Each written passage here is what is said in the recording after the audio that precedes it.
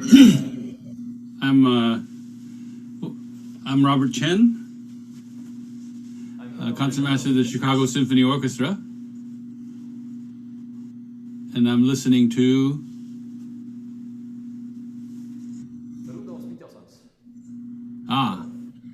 Rudolph. And what will you be playing today? I'm going to be playing the Chaconne by Bach.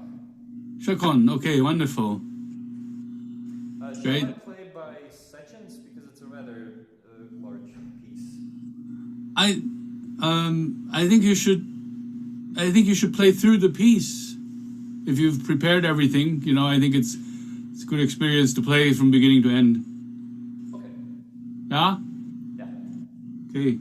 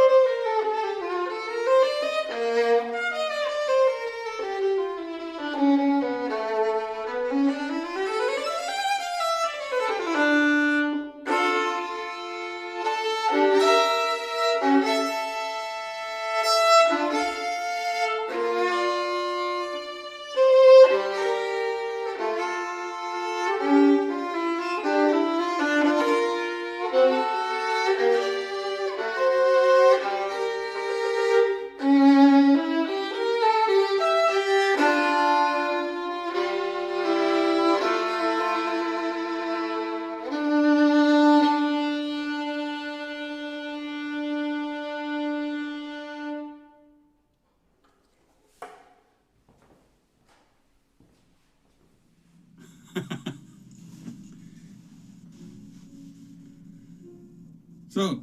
Played a little too intense. My earbud fell out. So wonderful. Rudolf, what do you think of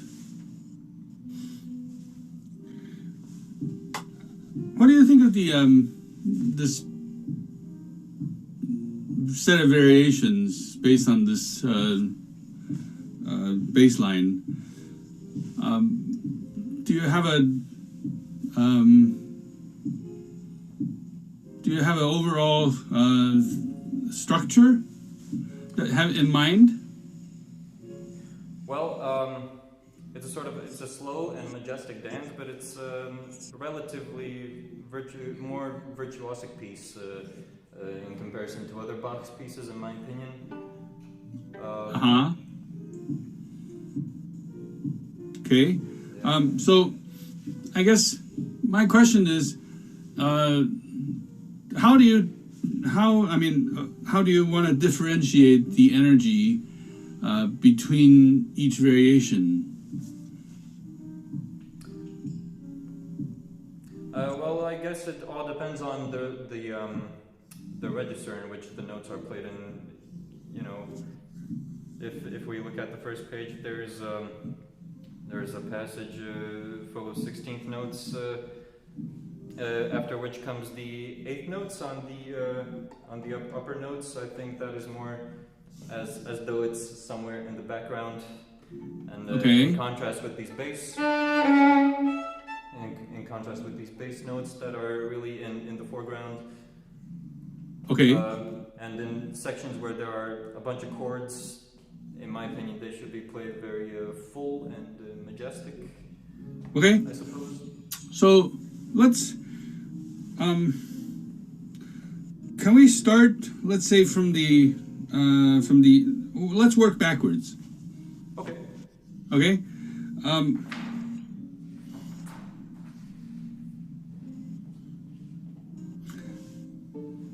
What do you think the character of like from measure 229 would be? 229. I suppose it's a place where some tension is about to build up. Okay. So how do you want to build up the tension?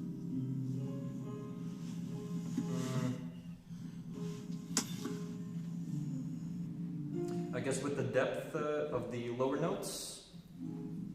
Okay, can you play it again? Okay.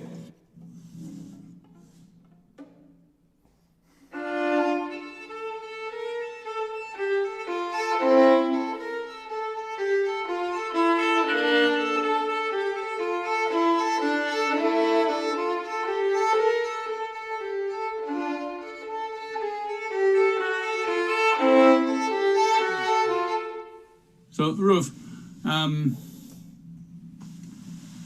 curious what you think of vibrato.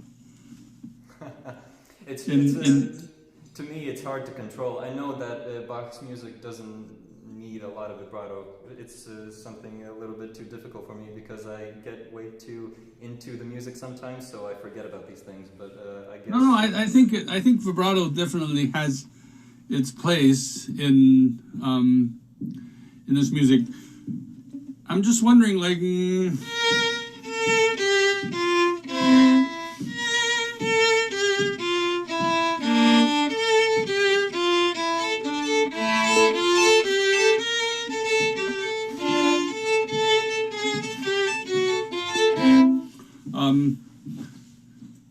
Maybe you can use the vibrato to get us to make more of a sort of a sense of anticipation in the sound, I think. Mm-hmm. You try again? Yep.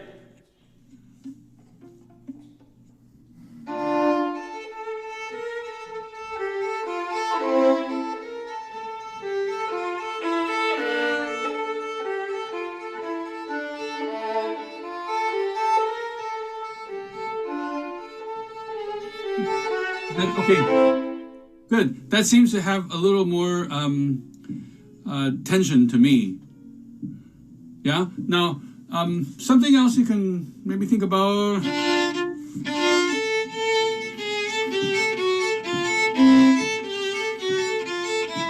Is this idea of the this chaconne, this dance, is actually sort of like a saraband, right? Yeah.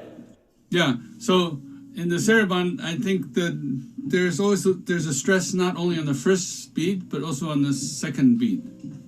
So.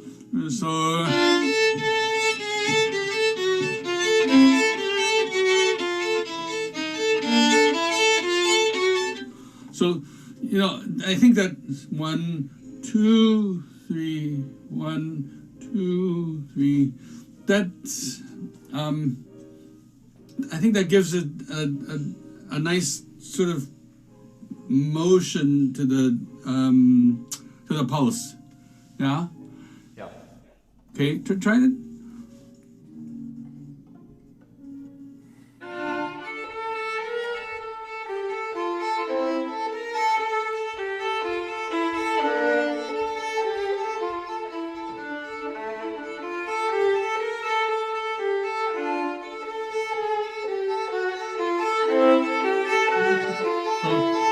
Good.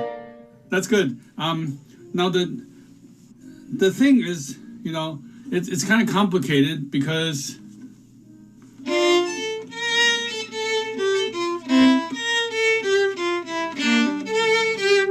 there is on the end of one, the line starts, right?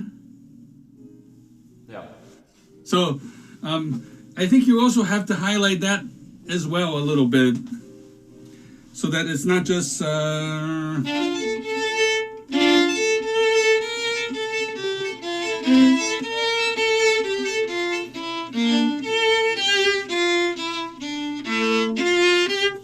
the upbeat to the second strong pulse. You have to find the tension there as well. Otherwise, it's to go to the second beat.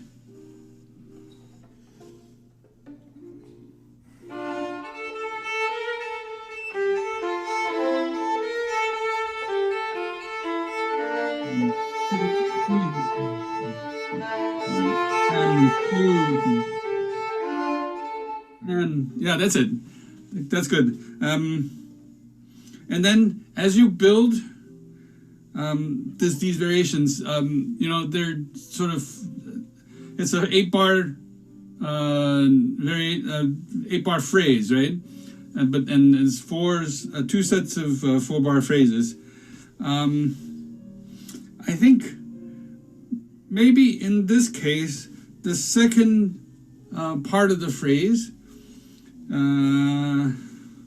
can be a little more, like starting,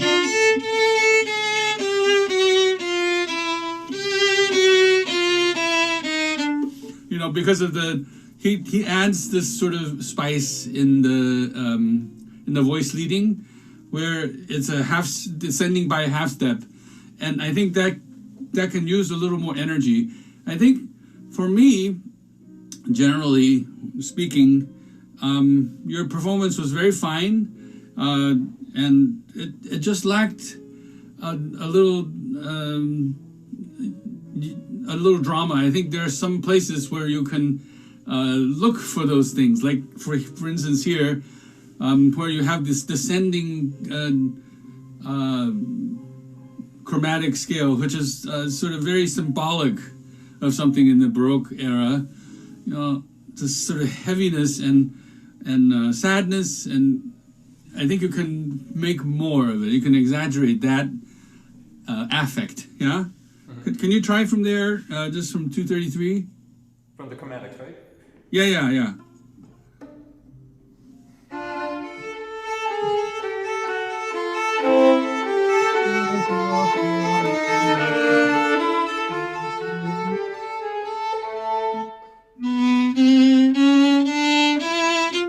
Yeah, and then you can build up from go in the reverse, right? Good. Let's keep going from there. where I stopped, right? 236. Yeah.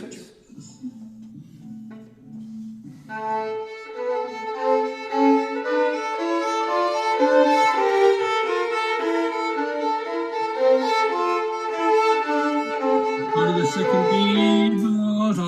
Go to the second beat.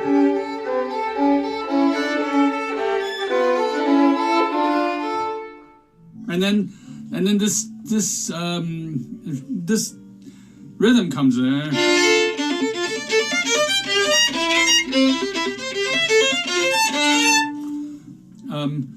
This sort of wave of sound, you know, when we have these triplet motions, it wants to roll.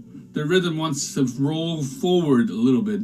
I think you can let that go, yeah? Mm-hmm. Okay. Because it's sort of, like you say, we're expecting more and more tension to build up and more energy. And that's how he does it. He uses a triplet to try to rhythmically move things forward, yeah? So start from there. From the triplets? Yeah.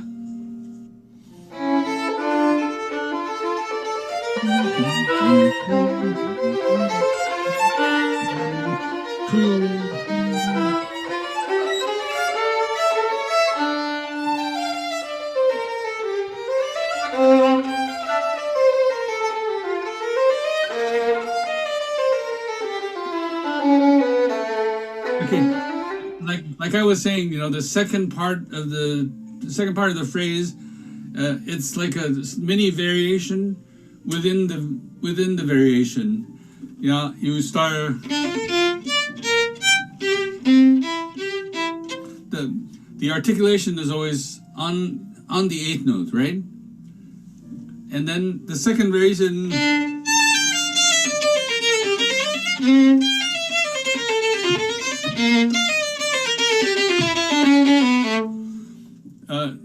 it becomes a sort of a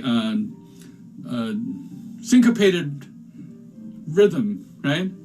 And the way you were playing it, it sounds like da da da da da da da da da da da da da. I want to feel da da da da da da da da da da da. Yeah. Okay, so that it feels like you're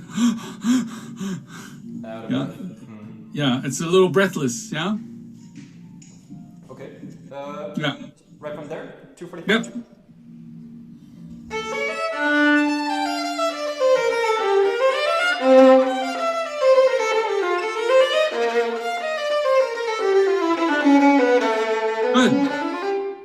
Good. One other thing that you can think about, not to accent, but to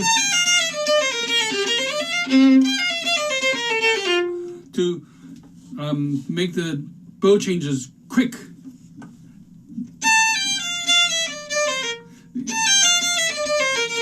Otherwise, it's too smooth.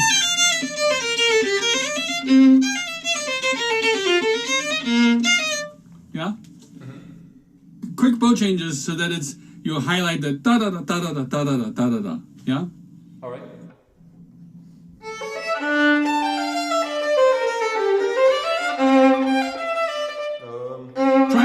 Try a little, Rudolph, try a little lower in the bow.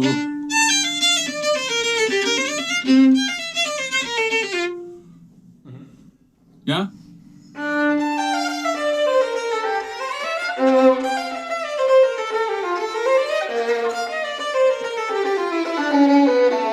Good. Yeah, that seems to have more energy. Okay, let's go back one more variation to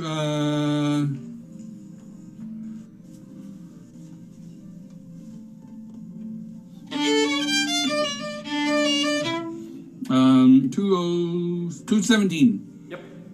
Yeah, this is where where I think the vibrato can help with how you want to stress certain notes, right? I think.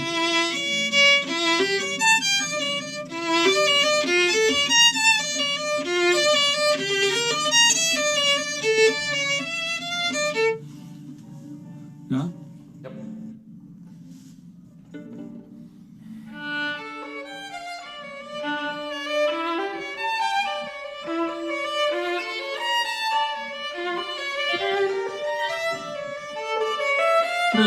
You know, I think in this music, not all notes are equal. And you're playing everything so evenly equal. You know,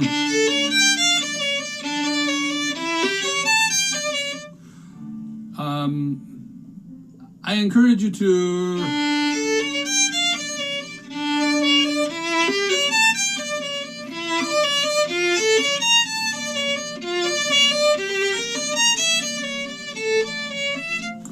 you can make certain notes a little longer, just for a little more to point out the rhythm that he's trying to establish, right? 1, 2, 3, 1, 2, 3, 1. So this is one of those instances where you're actually not trying to make the second beat heavy. Yeah. And you're not trying to put the emphasis on the second beat, but it's 1, 2, 3, 1. You see it in the music, right? Yeah. Yeah.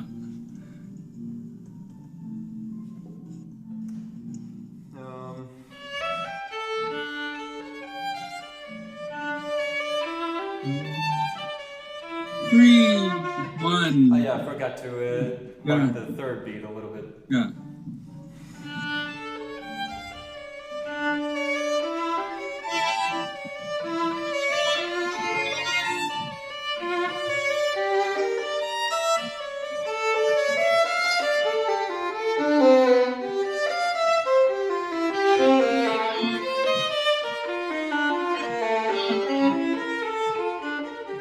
Okay, so I think it's, like, again, the second variation within, the second part of the variation.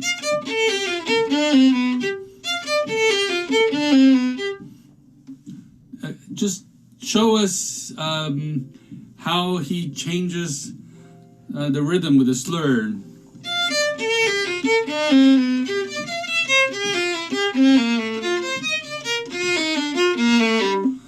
So that you show the beginning of the slur having a little rhythmic stress, and that changes sort of the rhythmic interest of the three pulses in the measure. Yeah? Yeah. Yeah.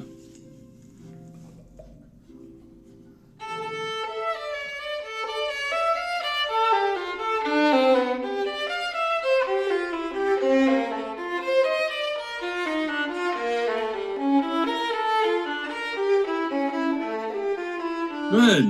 That's it. I'm not really a stickler for going with Bach's original articulations. But in this case, I think it might help you.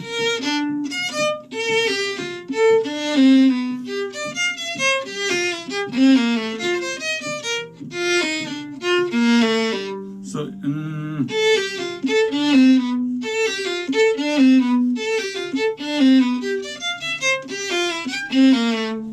that might help you with that, showing that dee da da da dee da da da dee da dee da dee da da da dee da da da dee. If you do it down, up, yeah. Yep. Something to consider, Rudolph. You don't have to do it, but I always look at these markings and I think, well, why, it's much more convenient to, hook the last note in. But I find that there are certain things that make it of value, his markings. So take a look at them and just, make your own decisions as to whether it's a good fit for you. Mm-hmm. I find that as I get older, I tend to go more and more back to, what Bach put on the page. Anyway, so that's, those are my ideas. Now, this arpeggiated section from 201. Yep. It felt like the pulse really slowed down there. I'm not sure if that's your intent.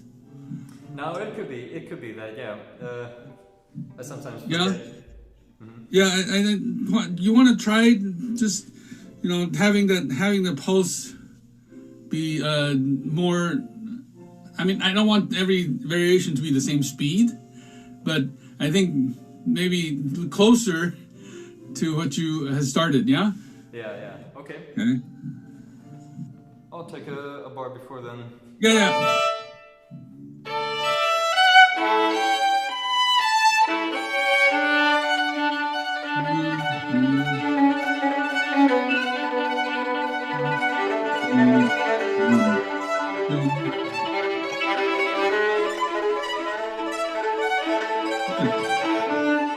Rudolph.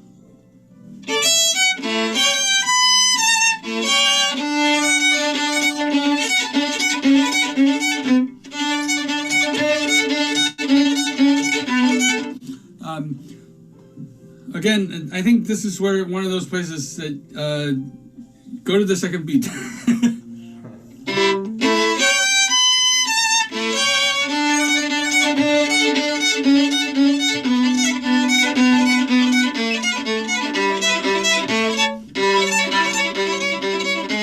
Okay. And it's this monumental opening, right? It's like you arrive at the end of this big major section, D major section, and he gives you this expansive moment. Go for it. Just go for it, because the darkness is coming again later. So open the door, open the window. Just let the sun, let the light in. Yeah. Yeah, I'm holding back a little. Yeah.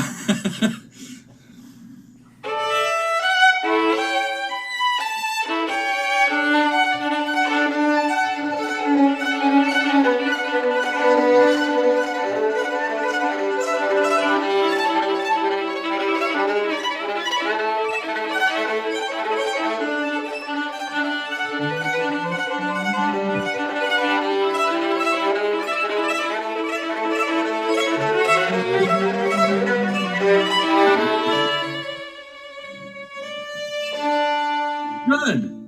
How did that feel? It felt a little better. I felt a little bit more free, I guess. Yeah, just it's a big moment, I think, and don't be afraid to use the bow.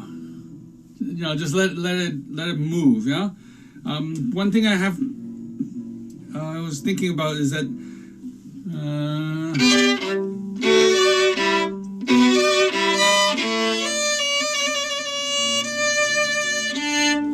I think the appoggiatura, the D, you can stress it a little bit. Just lean on it a little longer.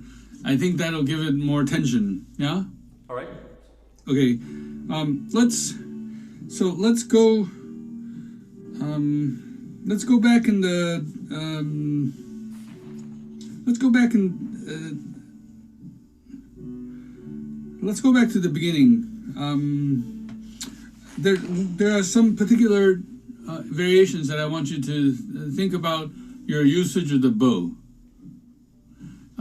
Like for example, the 30s, measure 37.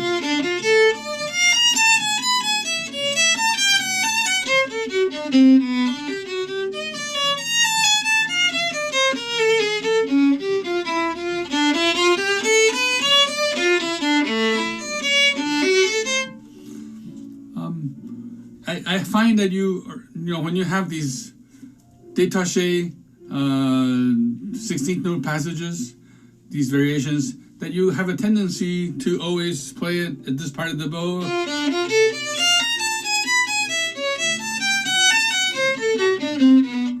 And what that does is that it creates a sort of a more static. You know what that word means, right? Yeah, sort of static. I maybe do that just because maybe I'm sometimes afraid, especially in Bach's music, to play more towards the bottom because it kind of provokes a little bit more, maybe a too heavy, more too scratchy tone. Maybe for me personally, but I think you can explore that a little bit because their bow is shorter. And most of the sound that it made was in this part of the bow, and there was not much tension in this part of the bow, in the upper half of the bow. So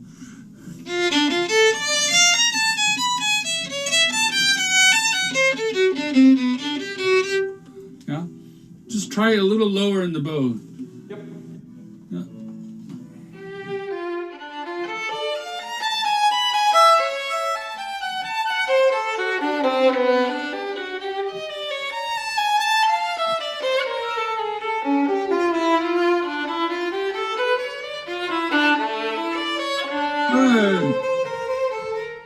Yeah, I think you can explore that a little bit, so that it's not always in the same part of the bow, because after a while it becomes sort of like looking at something that's the same color all the time.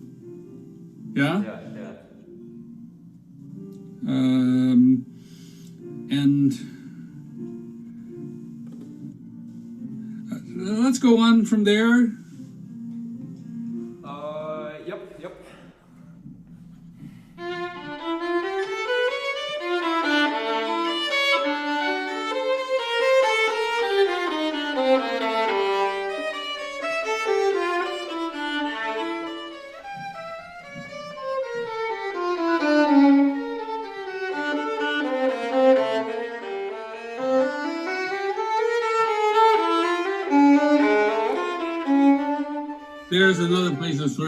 There's another place where you can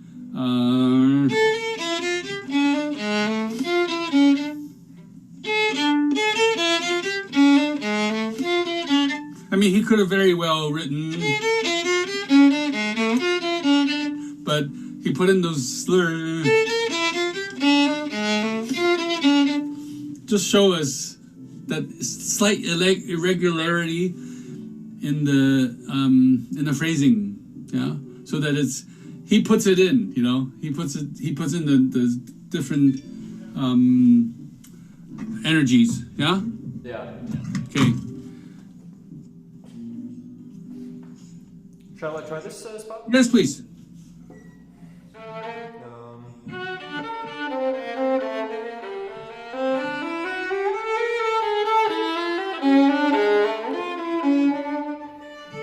Good. Go on. Go on. Yeah.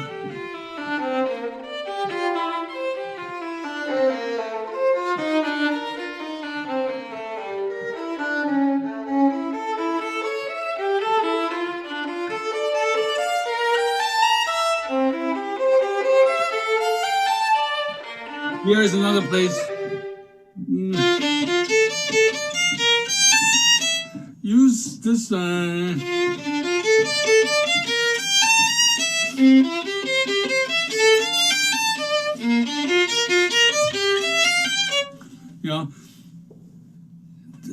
I find that if you're moving the bow to a different part, of the bow, it creates a certain energy, not only in the sound, because the weight changes, but also it creates a visual interest. Like, oh, he's going somewhere. Yeah? Yeah. Okay? Lost my spot.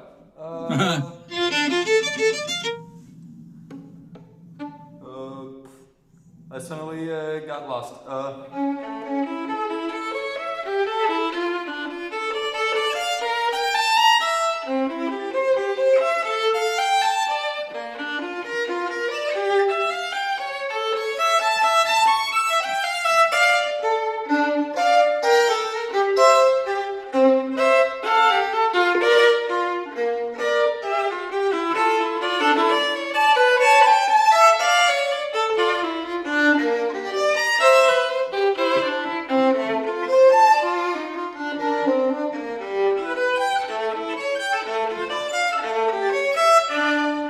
Good, Rudolph.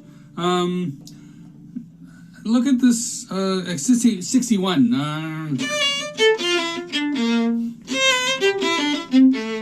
And then why, right? I don't understand. Do you know? Why the sudden different slurs on the Yeah. 63? I have no idea. I previously played from, I believe, from the Galamian version. So he takes it out. He just goes. I think.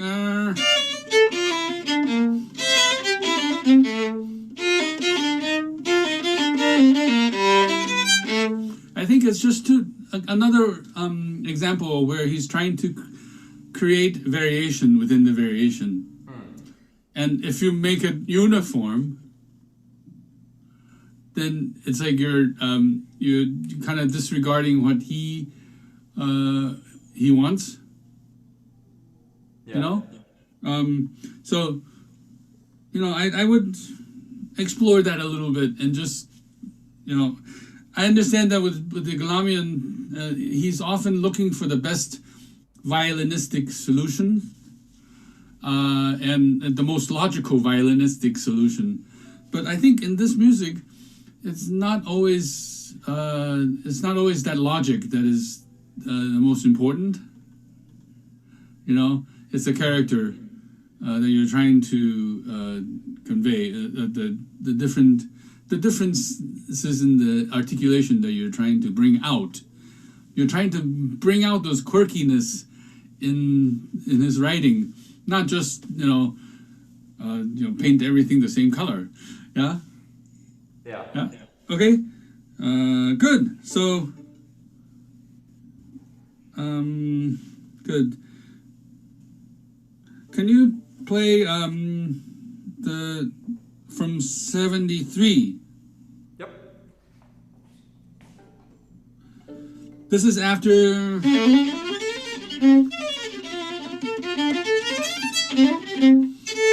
It's a lot of slurring, kind of, sort of this, these waves of sound. Now we have a totally different articulation. Yeah? So.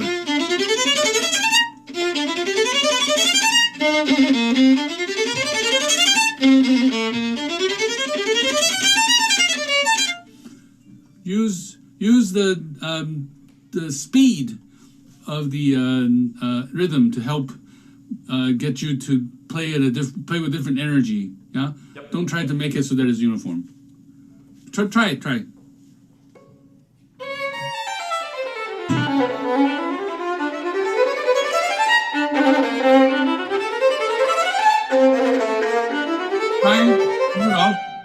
Try a little lower in the bow, so that it's almost like you're.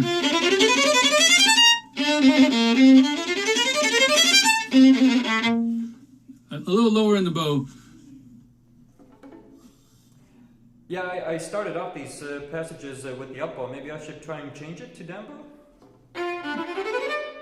Because up bow's either way. Yeah, either way is fine.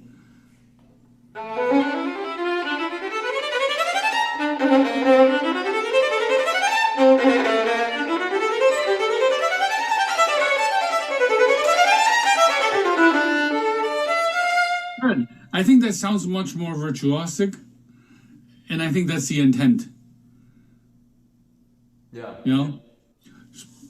Because if you play it out here, it sounds very correct. But it doesn't have the same kind of energy I think he's looking for. These 30-second notes that's really frantic. Yeah. And then so that you come back to the 16ths and then you can relax there. Yeah. So it's about building up tension and then finding a place to relax. Building up more tension and finding a way to relax. Okay? Mm-hmm. Good. Let's go to the beginning.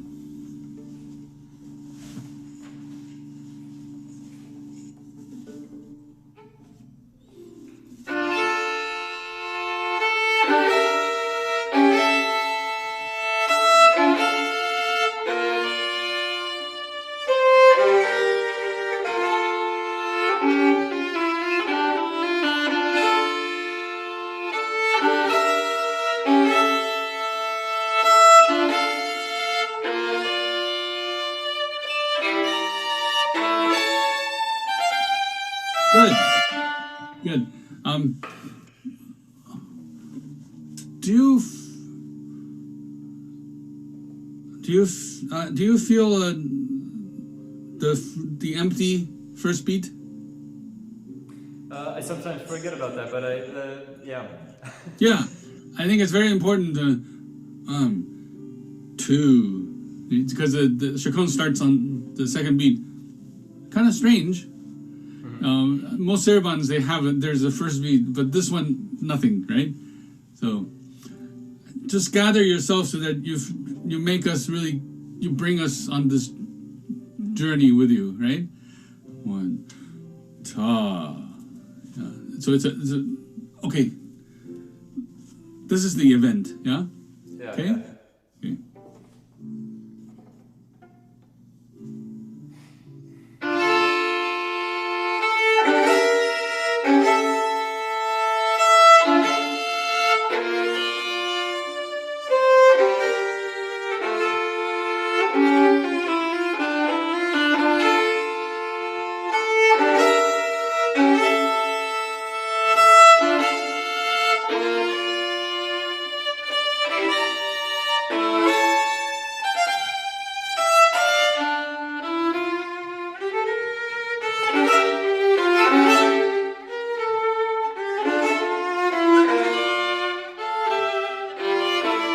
Okay. Good. Yeah. Just one thing.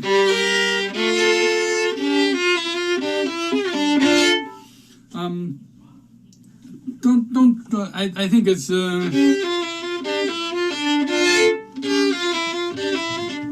Make sure that you just come to the end of the phrase. You know, just dovetail. Yeah. Just breathe. Yeah.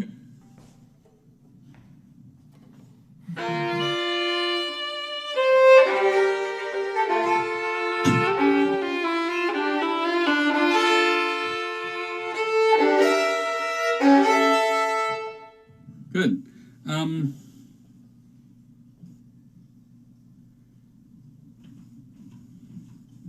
Now,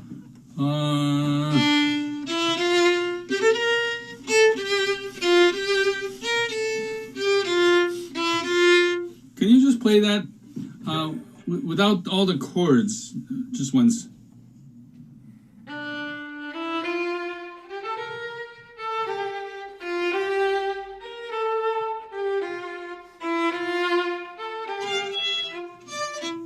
Go on.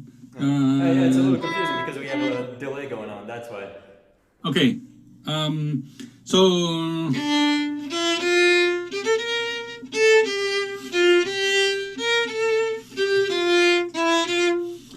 I think if you play this theme without the chords, you'll see that you don't really need to travel so much up to this part of the bow.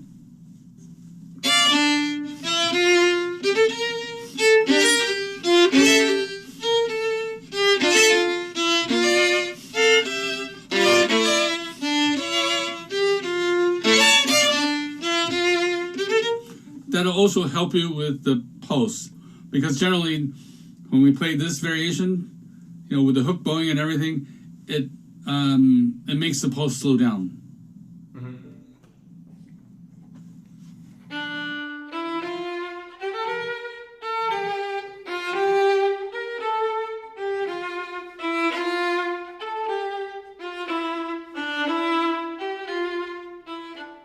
Then we really feel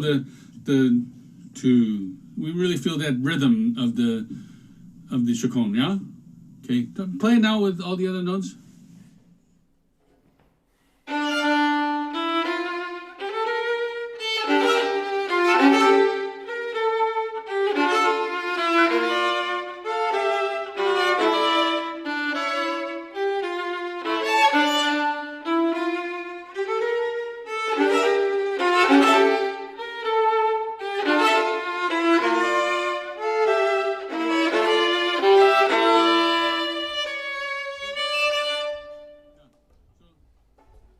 You see, when you try to do that, you saw that you were trying to really sustain Dee da da da da da da dee da dee da da da dee. It's about the step, you step and then you release. Yeah? Yeah. So there's a stress and a release in the sound. Okay? So it's not always like this. Like you're not always pressing down, but you actually release the tension. Yeah? Try again. Just think about the tension and the release.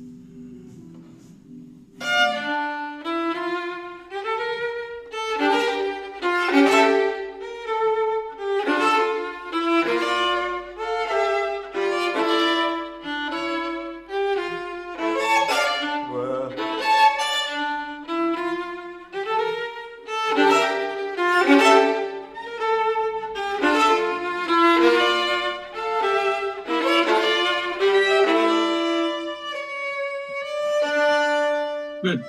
Yeah. How does that feel to you? A little awkward at first. I just have to give time to let this sink into my muscle memory, but it definitely I think so. feels a lot more beneficial. Yeah. I think so. I think you don't have to, it just means that you don't have to try to sustain everything. Yeah. So the thing I have to just ask you to think about really is like looking at the score and pointing out those places where it seems odd, like the articulation where he's trying to point out something slightly different. I think that's and trying to bring out those differences in the variations that draws sort of interest in within the variation, that the variation is inside the variation itself, so that it doesn't feel like, yes, this is a monumental piece of work, but also it's like one big cement block, but it's made up of little pieces that fit together. Yeah? Okay? Yeah. And one way to do that is just try to explore different parts of the bow and how you use it, because you have a very smooth bow arm. Everything looks good and works well, but I think you can explore a little bit, like how can I play this part of the bow, and still try to make it sound so that I can create something that's interesting and not uniform. Yeah. Okay. I think that's a big part of this chacon, is this exploration of the variation. Mm-hmm. Okay? Okay. Wonderful. Thank you very much. Thank you. It was a pleasure.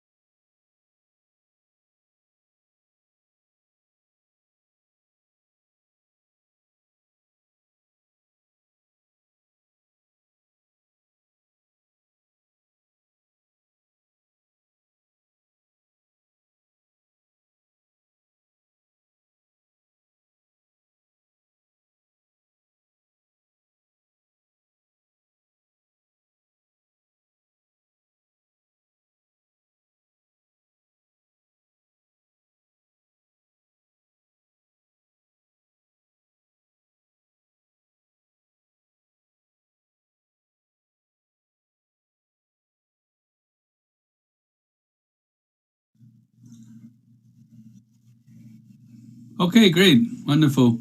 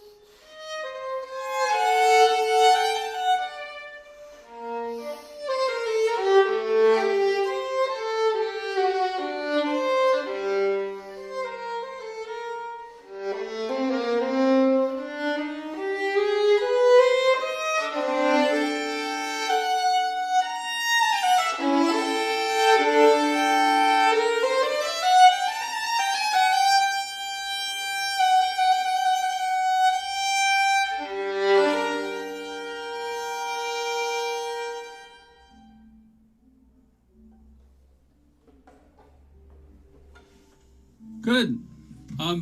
You want to go on? Yeah. Okay.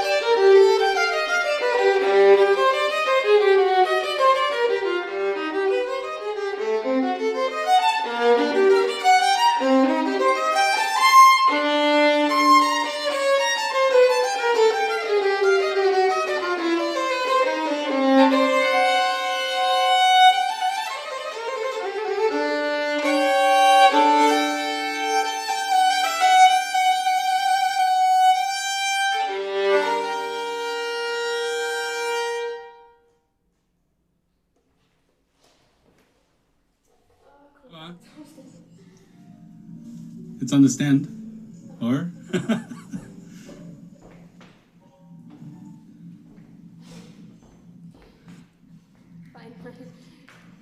Wow, that traveled a long ways. Yeah. Great, wonderful. I like, I really like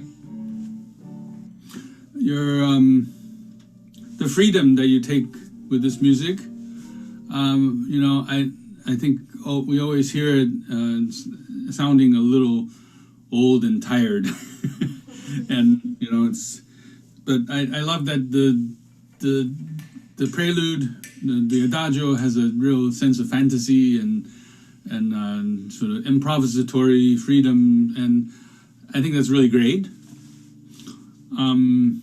I think that's, for me, that's what Bach intends, because he writes in all this, you know, frilly ornamentation into the music.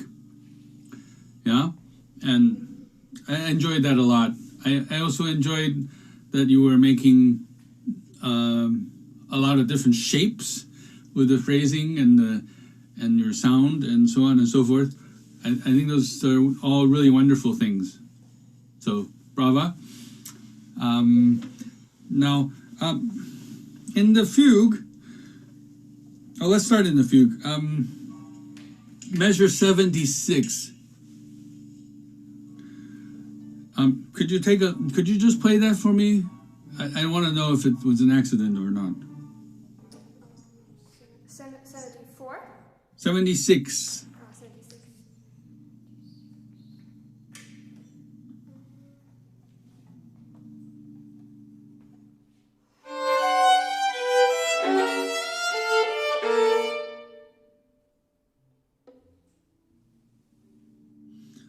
Could you play again? Sorry. Oh, C. I played C sharp. Right? There is. Yeah, that's a C natural on the bottom. C natural. Yeah. Yeah. Could you play once more?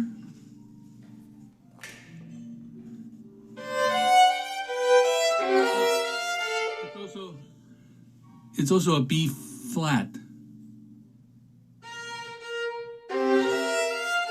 No. The second beat.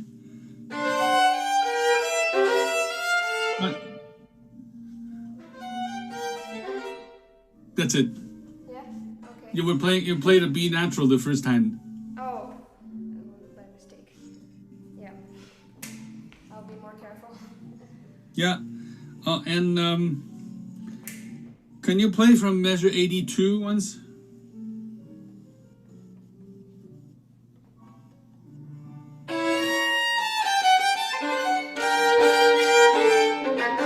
Good. Okay. The first time you played it, instead of playing an A, you kept the B. In 83. Yeah. Okay. Okay. Good. So,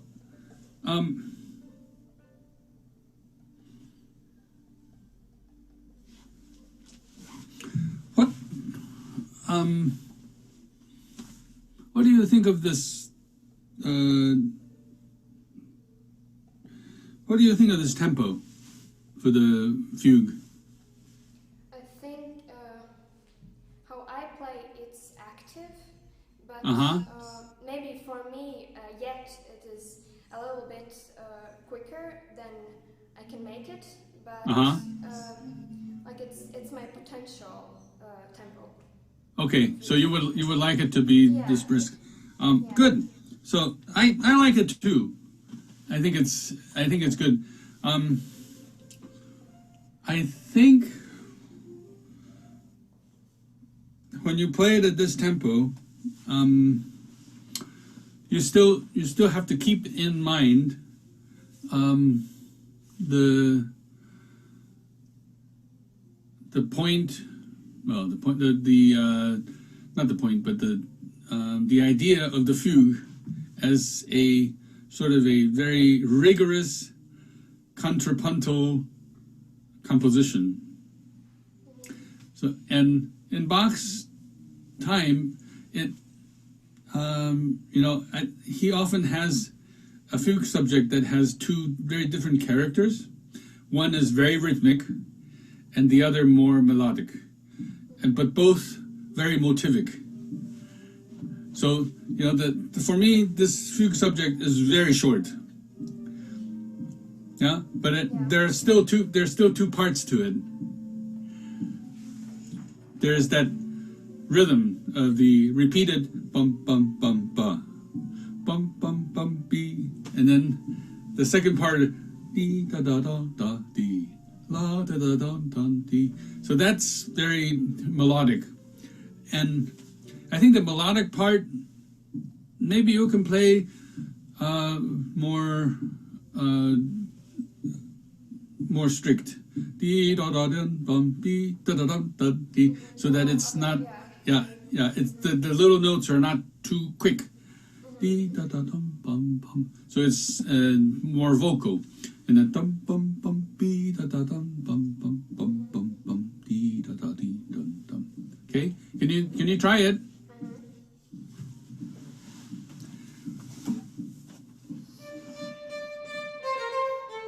Yeah.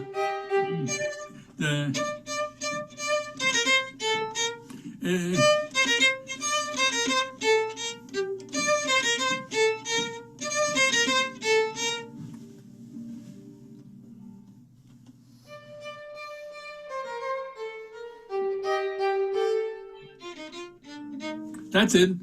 Yeah. Just, so that it's not too much. It's not inégal. You know what I mean? It's not French. It's not a French style. It's more symmetrical. Yeah. So try again.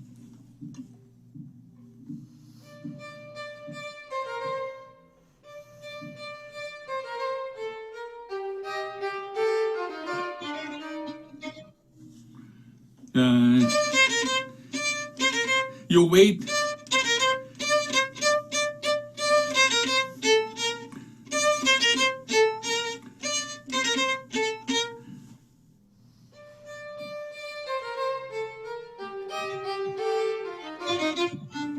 Good. Yeah? So that second half of the fugue subject should always have that sort of dee da da dum bum bum. So it's not dee da da da da da. It doesn't sound too. For me, anyway, the character should be more square, and not too. Yeah. Okay. Good. So that's one thing.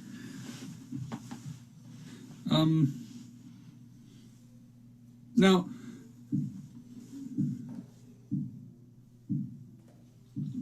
do you have any questions?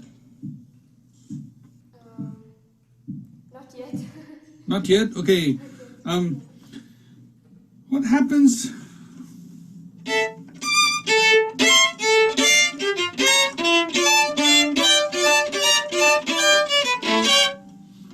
Can you play and from measure 21?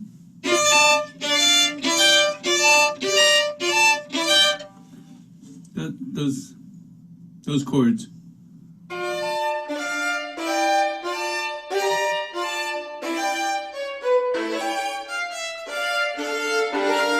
Good.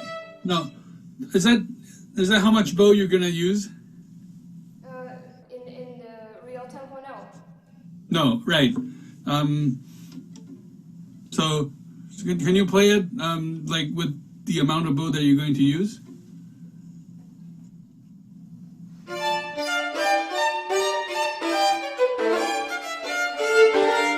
Okay. Good.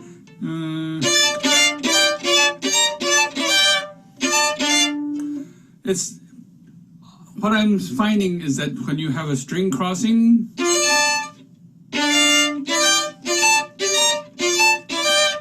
going back to the bottom of the chord,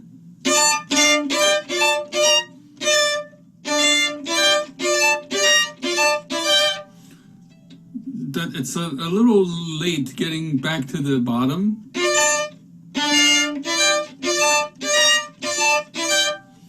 So the chord doesn't get off to a clean start.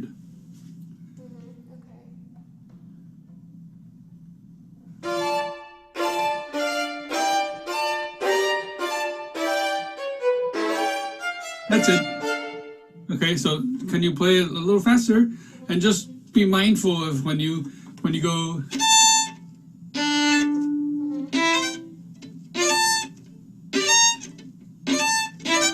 Go back to the bottom for the chord. Yeah?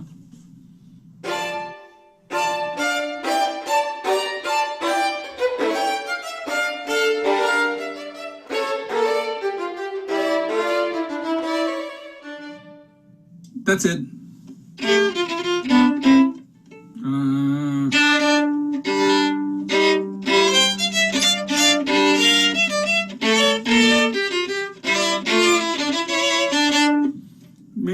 Just make sure that whenever you go back to the bottom of the chord, that you're ready and you're set.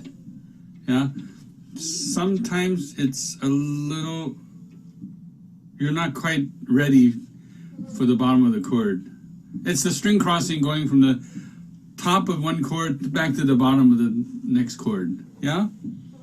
And it happens when you have many chords in a row. Okay? Okay. So can I look at also measure 30?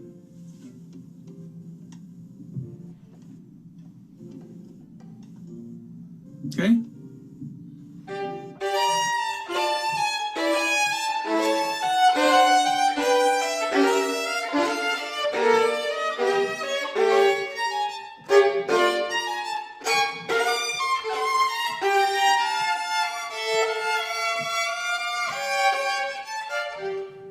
Okay?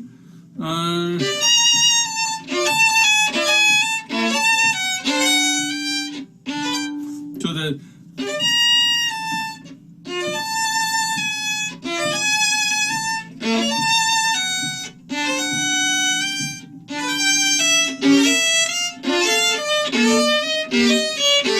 so that you're actually not ever leaving the string for the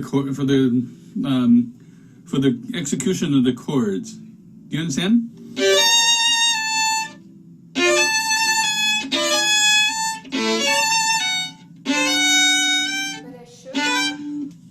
But I should, right? No. No? No, you don't need to. Yeah, I think so. Try it.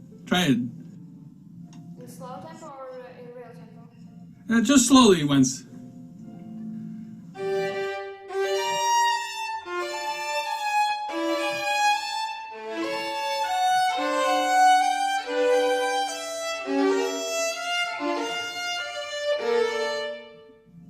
Yeah, and I think also if you don't use the whole bow, it will be easier.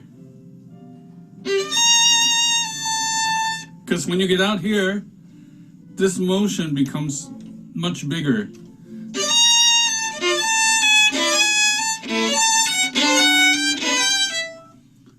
Yeah?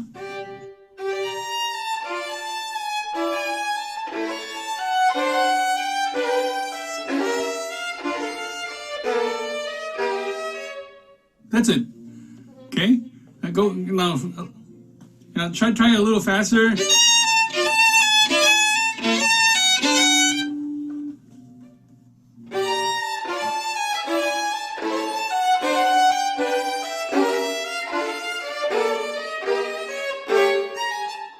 Good. Good. That seems to make it a little easier. Yeah. Yeah. The next thing is when you play these chords, what kind of sound are you looking for? These chords. Yeah. A very open. Yeah, very open sound. Okay.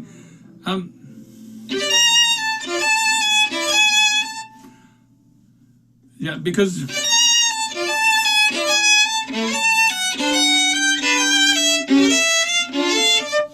when you go to the top string, make sure that you don't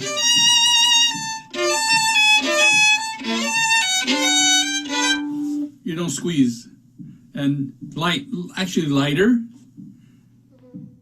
Yeah, and maybe a little vibrato will help.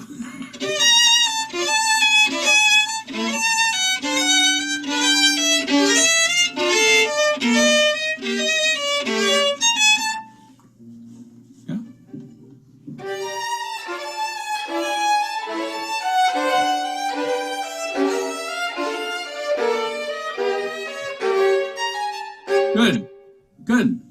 Okay. And okay, keep going from there.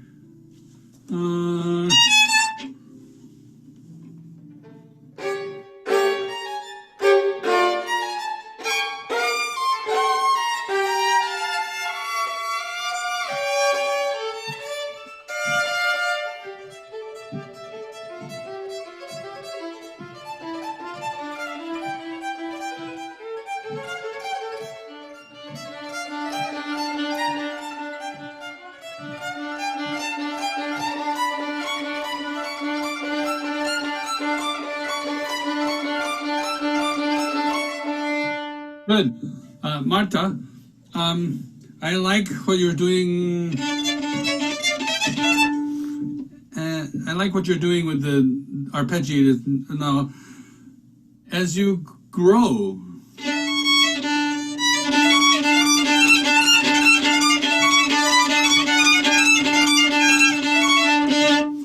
can you use more bow on the up bow so that you create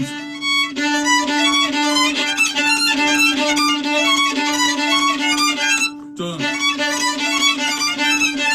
if you're always here, you don't create as much energy, but the energy stays the same, yeah?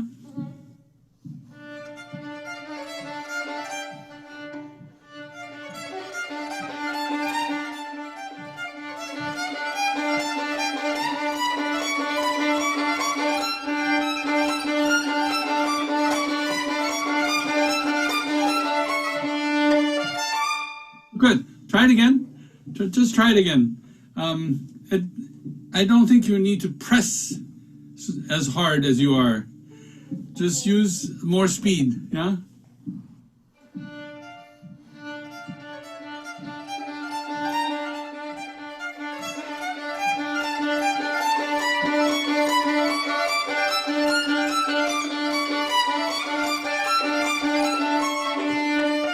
Good. Good. How does that feel? More free. Yeah. Another thing you can think about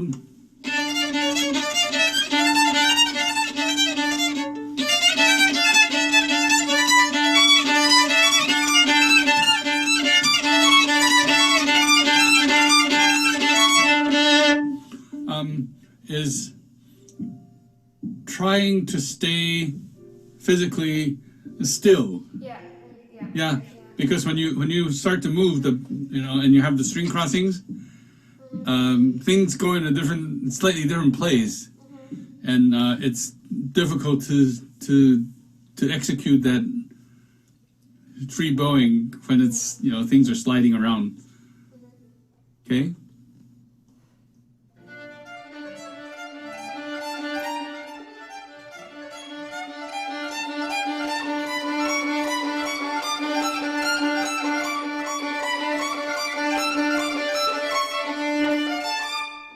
Good. Now go on. That was good. Yeah.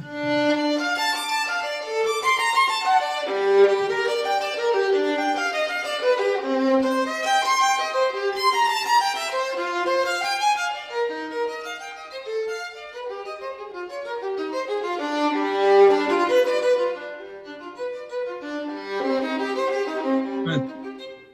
Marta.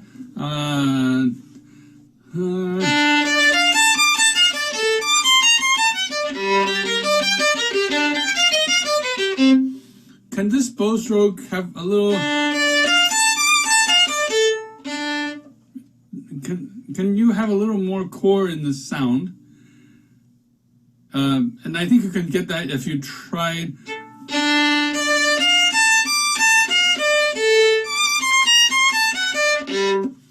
If you kept your bow hair not so much on the side, but yeah.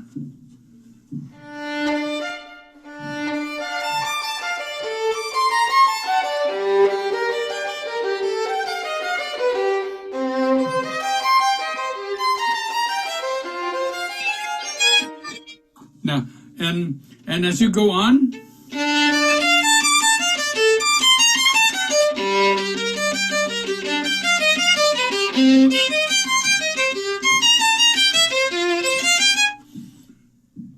try not to get stuck in this part of the bow. But, or in the middle? Yeah, just, use the lower half of the bow as well,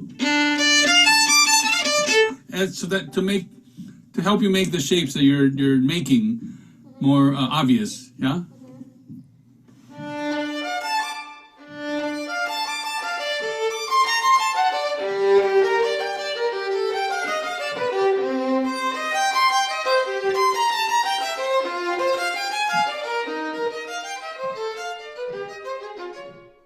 That's it.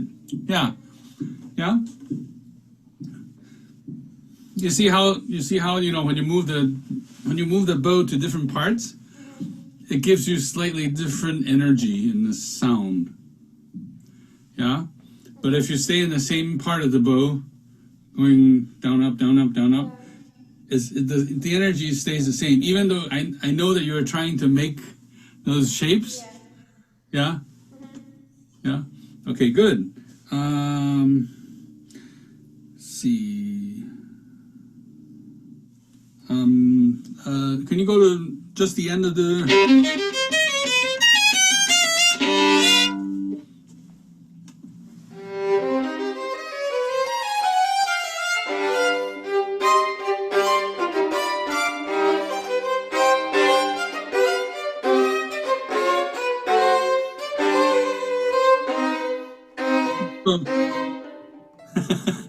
Good. First thing is at 51, I think you can...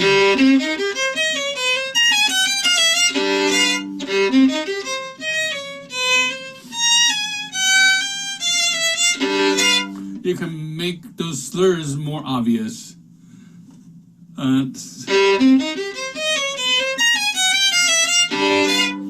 Yeah.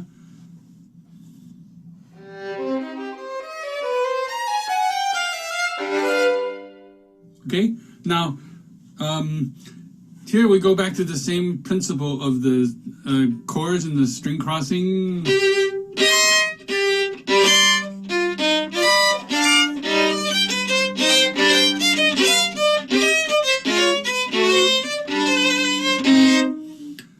To not lift the bow so much when you play a chord, but just think about crossing over from the top note of the previous chord and back to the bottom using this, so that the motion of the chord is always like this, not vertical, but horizontal. Yeah?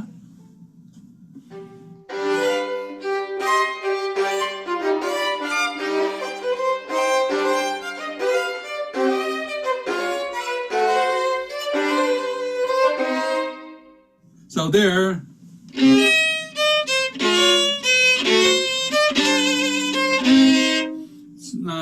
try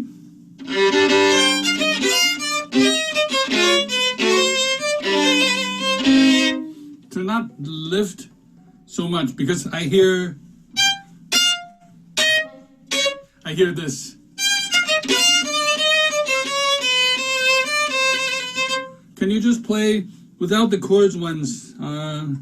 I think that'll give you an idea of how you want to phrase this. Just chords? Without the chord.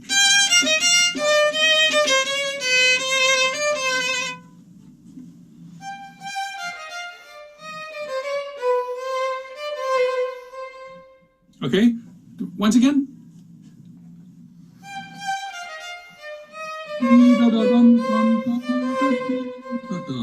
Okay, now try to add the chords, but keep that elegance in the phrasing.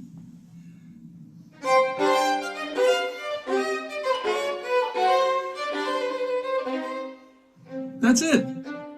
Yeah. There's sometimes you just need to play without all the other stuff around. Yeah, because that we get so concerned about the execution of the chords that we forget that there's actually a line. Yeah. Okay, go on from there.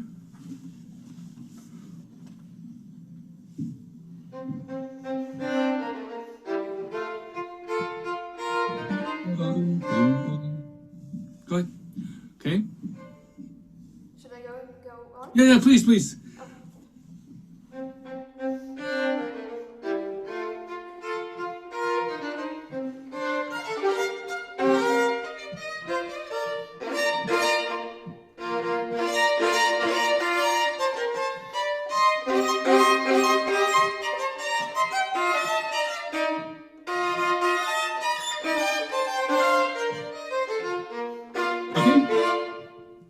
Now,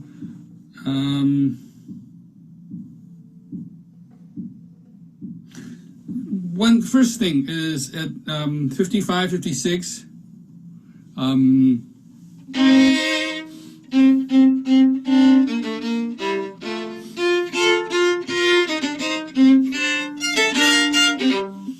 Make sure that the phrase doesn't start on the downbeat, but starts always.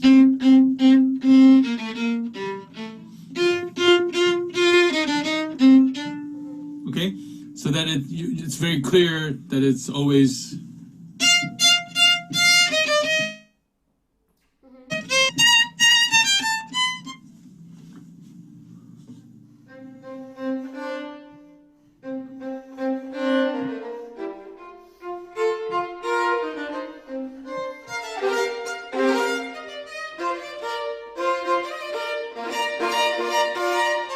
Okay, Marta, I think there you're hurrying a little bit.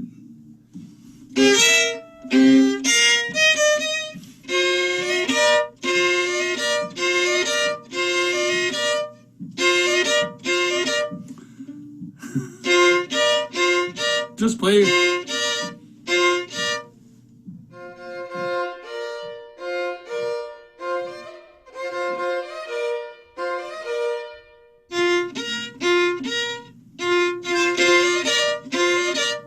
So if you think of the voice leading from the F to the B flat, I think it'll help coordinate the two little notes, Fa, Si.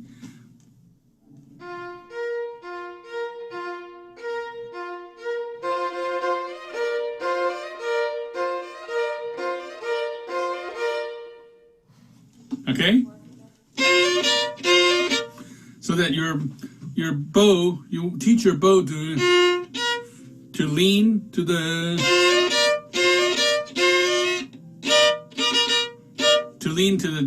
the bass side. It's like you're trying to go back this way.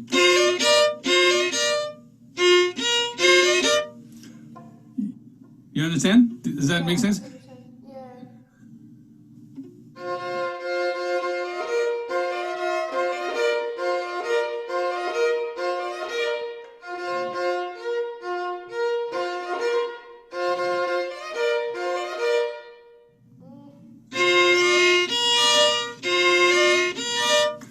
Try this exercise once.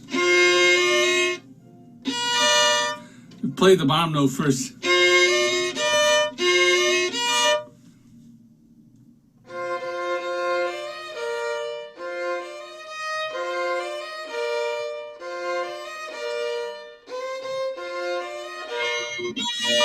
So that this double stop,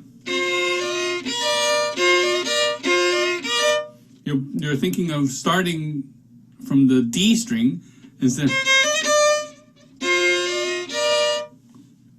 of the A string, yeah? Okay?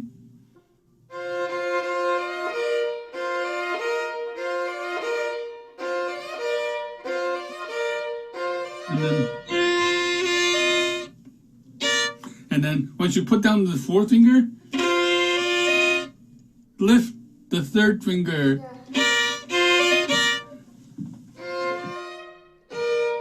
That's it. That's it. Okay? Okay, now, these chords.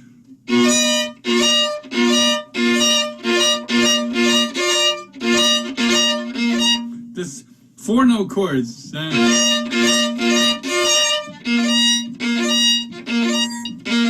Think of this motion. Yeah?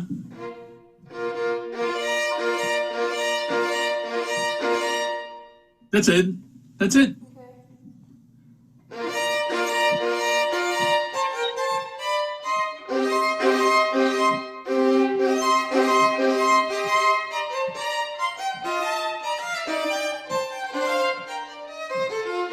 Okay.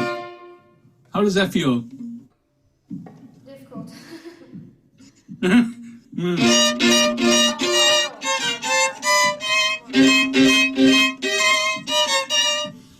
Here's where I think you can really think about the two separate parts of the subject. So you really separate them.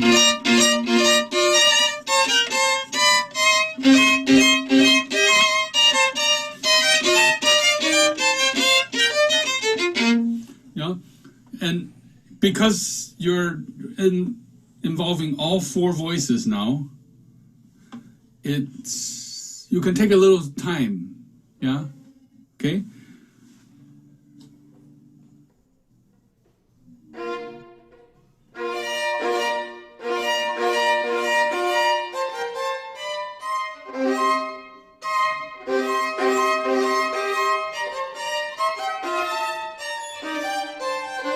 Okay. I see you.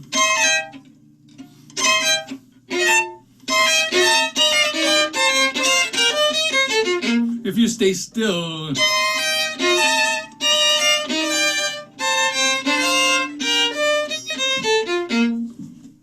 Just try to keep the scroll of the violin sort of in the same point. Let everything else move except for the violin, okay?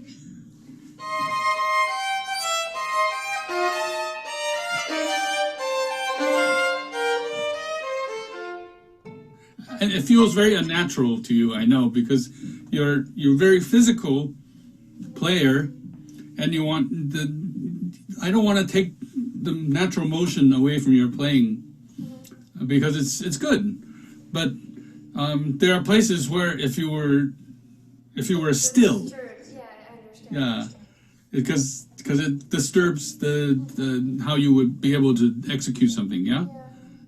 Yeah.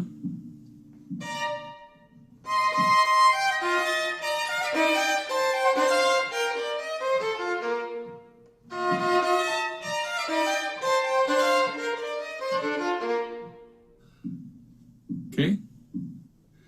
You want to start? Try again.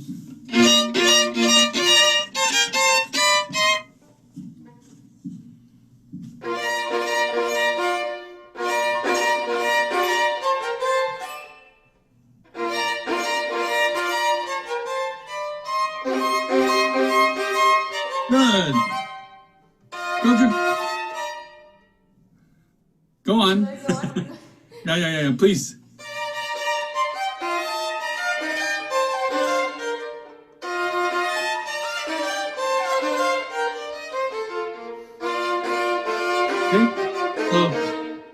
So the next thing, now that you're not disturbing it with too much motion,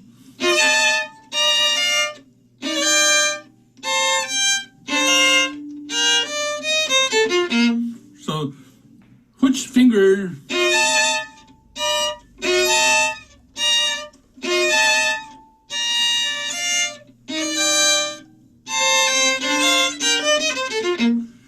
you want to keep the movement to a minimal. So which finger are you going to keep on the string and which finger are you going to lift?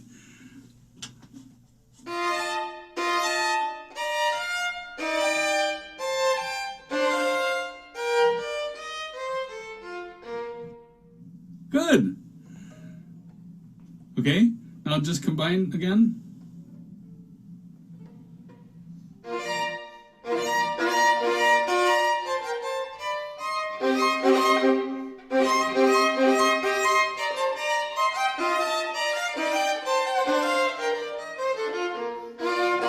Good.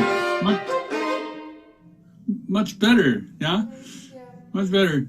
You just have to work on it a little bit and just to understand like what happens. Okay, now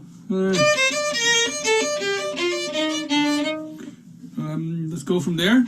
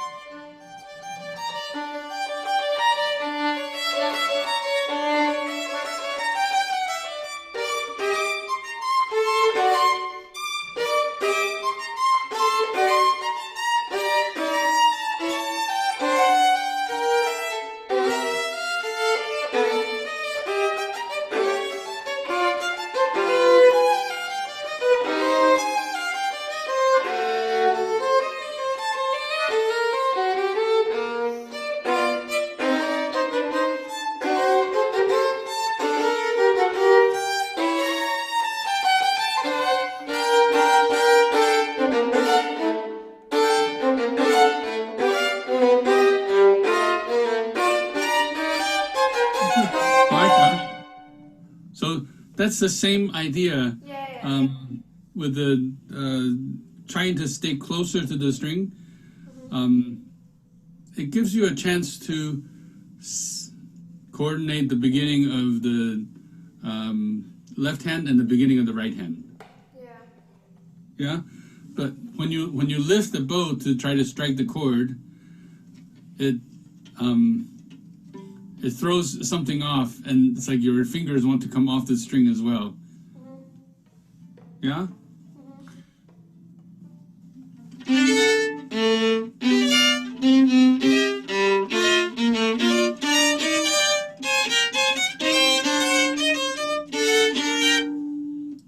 And you can take a little time because it's so strange.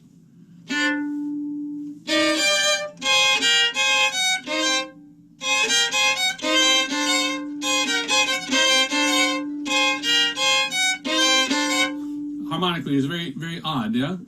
Just to highlight that, you can highlight that a little bit. Just take the time to make it speak. Okay. Yeah?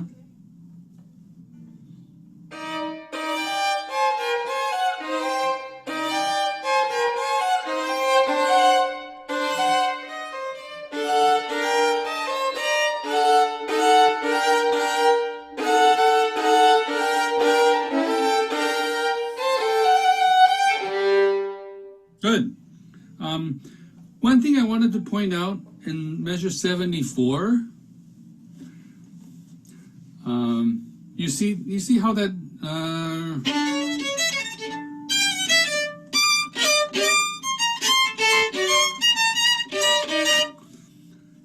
instead of a pickup for the bum bum bum bum bum, it's on the beat.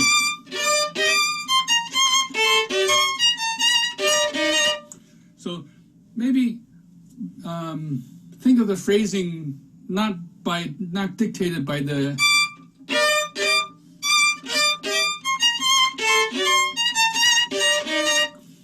but by the motive, yeah. Re re re do si do do do si la si. I know the chord makes you want to stress the second note of the motive, but just think about it as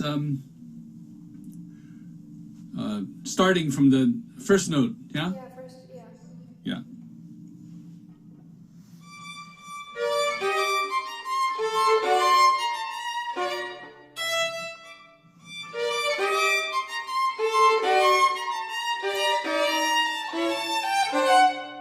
Okay? Yeah, I get it. Yeah. It's a very strange thing. It's like he takes the subject and he shrinks it by 1/8 note.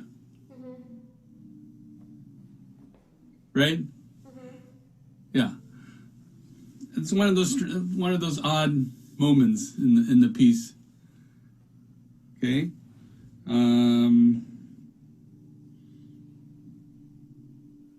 Good. Do you have any questions? I do. I have one about one place. One moment. Bar 45. Yeah. I thought about how should I phrase like from I'll show you just.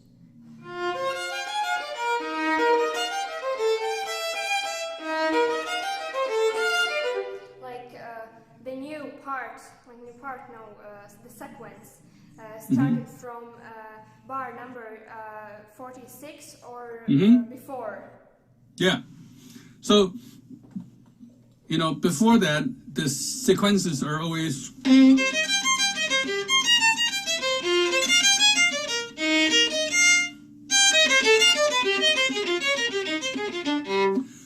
So it's like an ellipse.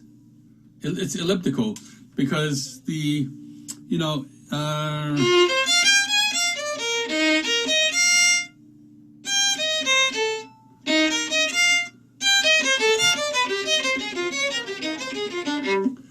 so it's dee da dee da dee da dee da dee da dee da dee da dee da dee da dee da dee da dee da dee. It's not two beats, but it's two beats, and then the second half of the second beat goes into the new phrase. Yeah. Does that make sense? Yeah, sure. Okay. So is that your question or? Yeah, it was. Yeah. I think I just wanted opinion because we discussed this place with my teacher. So I just wanted to make sure. Okay. Good. Any other questions? Nope. I don't know. How much time do we have? Maybe a minute or two. Oh, okay. Yeah. And I think we have to finish. Okay. Okay, thank you very much for the Thank lesson. you. Bravo. Very good.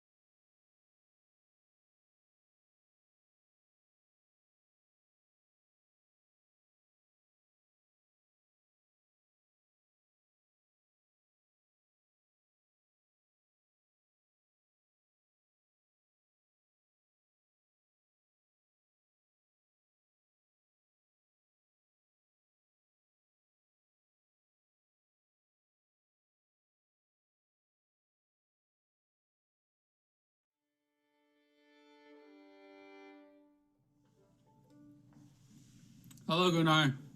Hello. How are you? So tell us what you'll be playing today.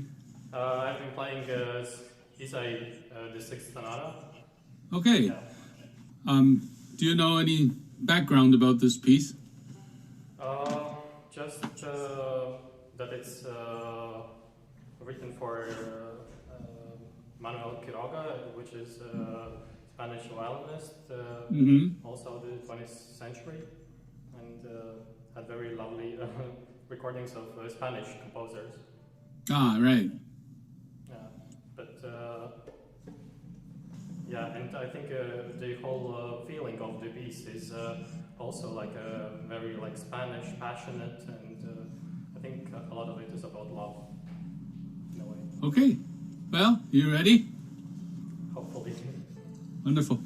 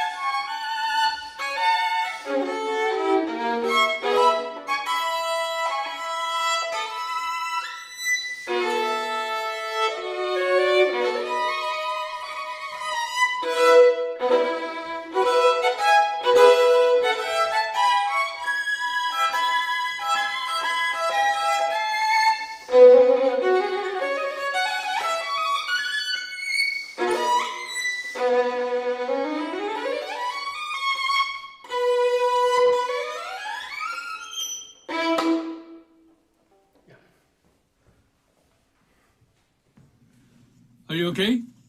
Yes, I'm fine. Thank you. Good. Lots of good things. Now, I had a question about a note. Yes. Right before the last Allegro tempo, One, yes. tempo primo, that the trill.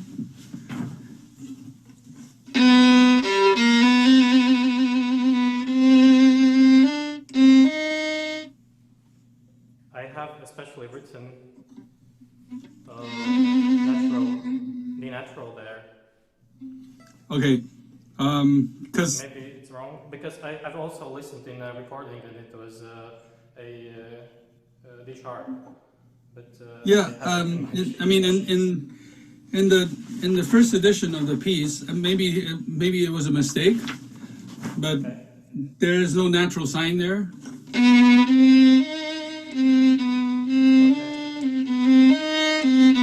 I don't know. That's one of those questionable notes. Okay. One of them. And at the bottom of the page,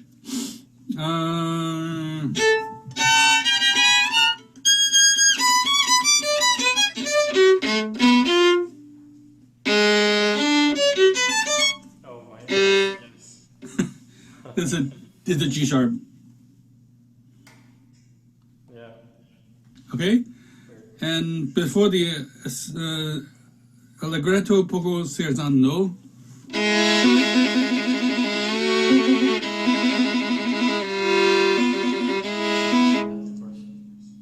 the F sharp.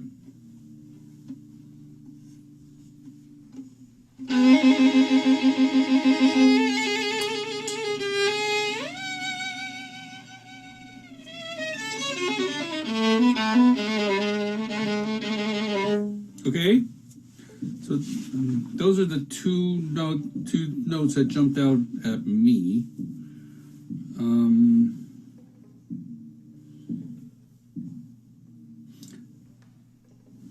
Okay, so let's start again. First of all, do you have any questions about this piece in general? Technically. Technically? Yeah. Well, maybe just some tips on performing in front of people. It's a problem lately.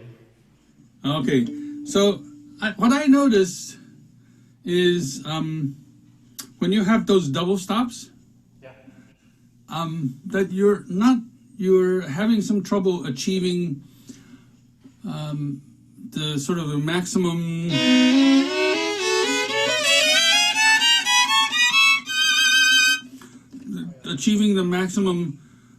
balance between the two strings. Okay. Yeah. So can you just maybe just try that?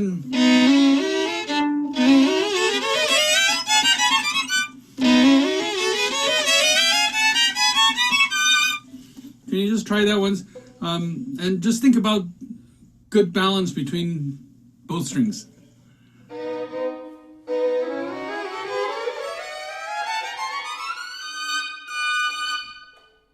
And don't hurry. Don't hurry to the top.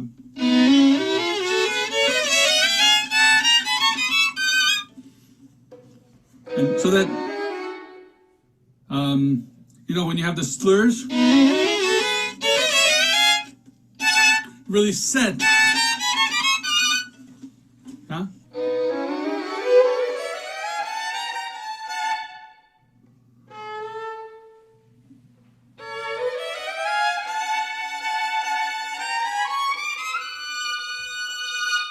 And when you go to the separate bow, make sure that you have good balance. Both strings.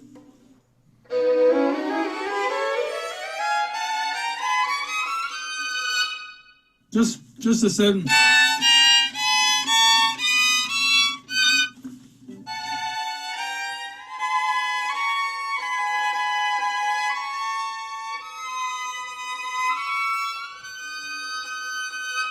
Okay, when you shift,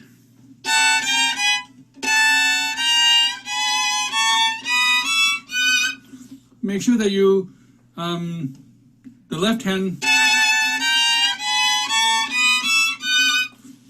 is moving not behind the bow, but with the bow. Okay.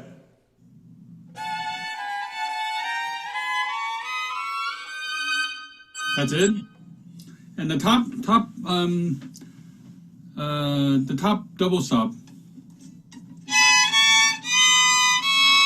Do you do 4/4 or 4/2? 4/2, yeah.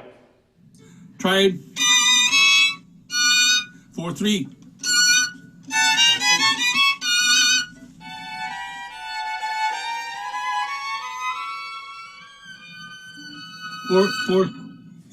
Sorry, 2/3.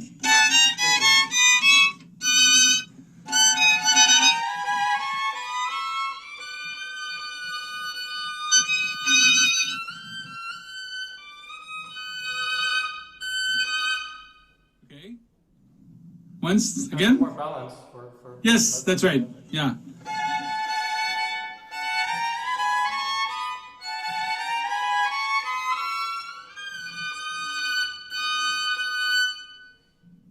Right, so you can practice that, and I think it'll be stronger in the end. You'll get and now let's look at those finger octaves.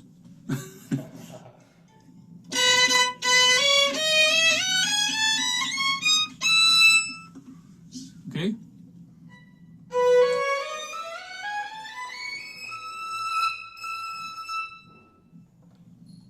Okay.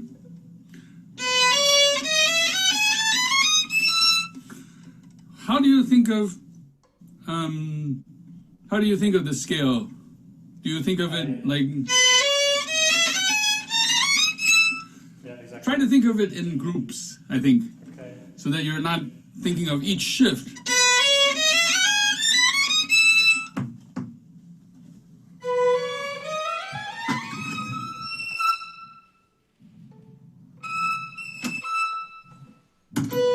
Okay? So that in your mind, you sort of give yourself a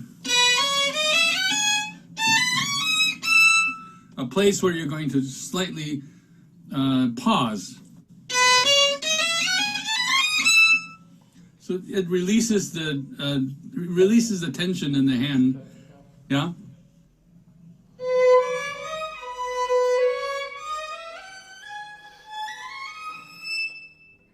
That's it. Good. That's it. Yeah. And keep the balance between the top and the bottom string. Okay. Always in the double stops. Yeah. Always. Okay. With the double stops. Yeah. Yeah. You know, so that.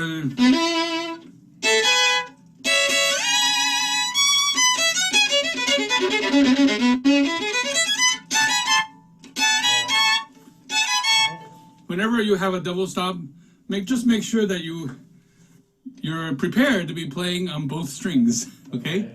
Okay. Try from.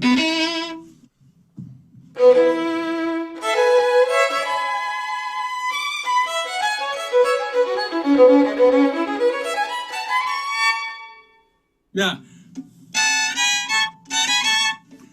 Balance.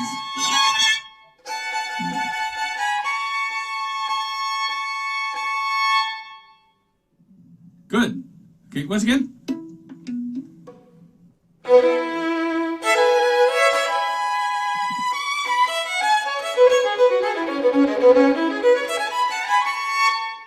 Good. Okay, better. And I encourage you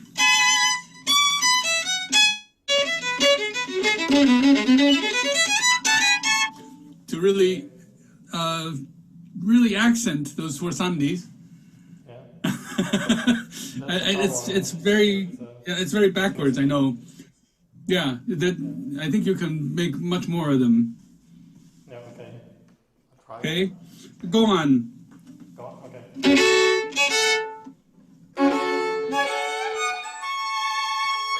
Yeah, you see what happened there? You see what happened?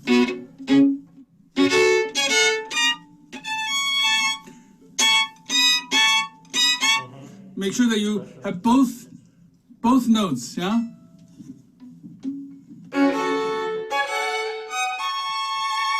That's it. Yep. Go on.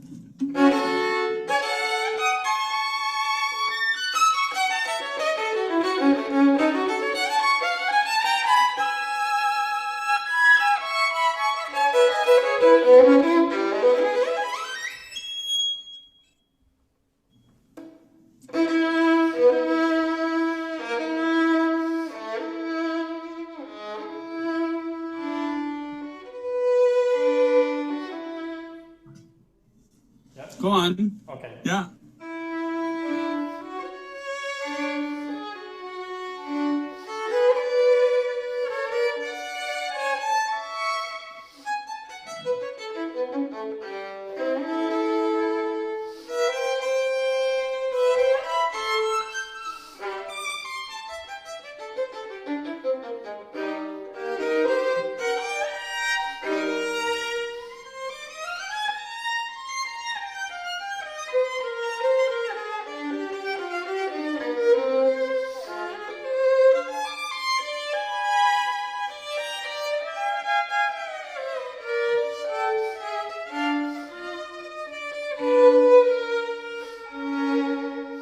Good.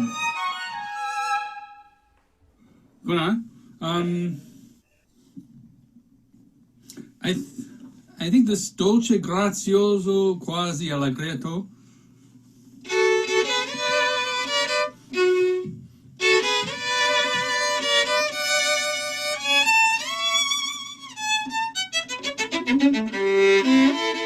I think that it sounds very careful.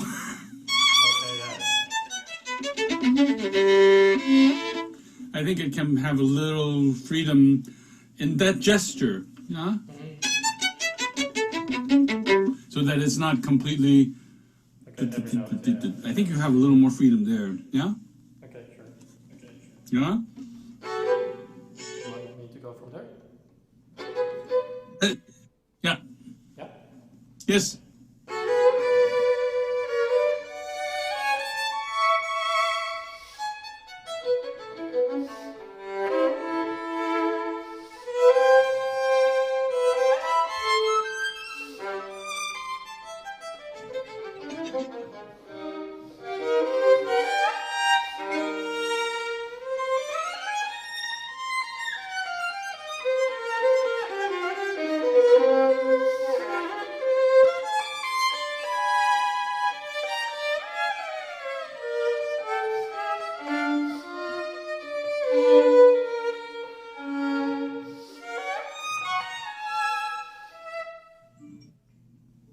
Go on.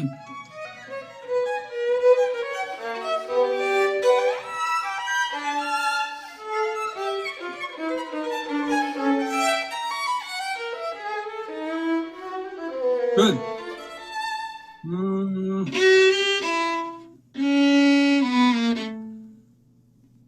C sharp.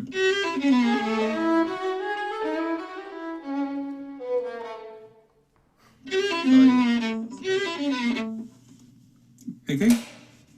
And then I think these...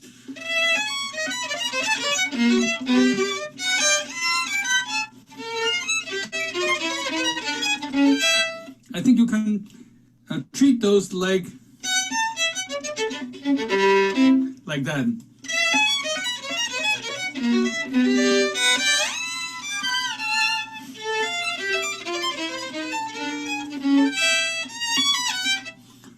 A little freedom. Okay. Yeah? Okay.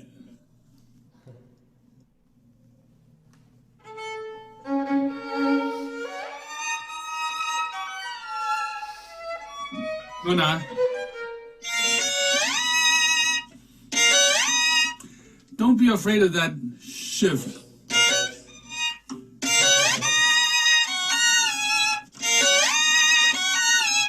If you go to it, you won't miss it. But if you... It's always going to be a little flat.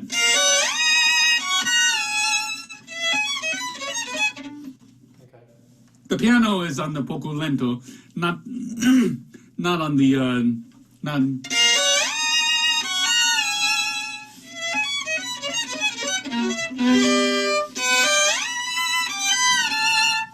Okay. You have the poco lento written already from the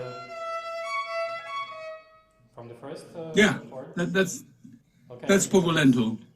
Yeah, because it's very interesting. I have it only on the third chord, so I was also like trying to make it only poco lento from there.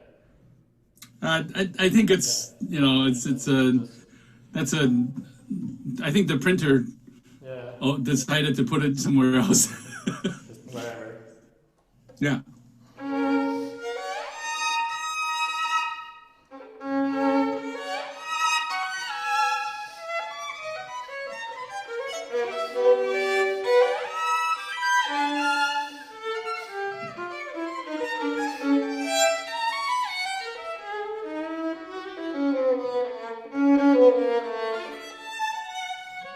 Okay, they're also... It's all F sharp.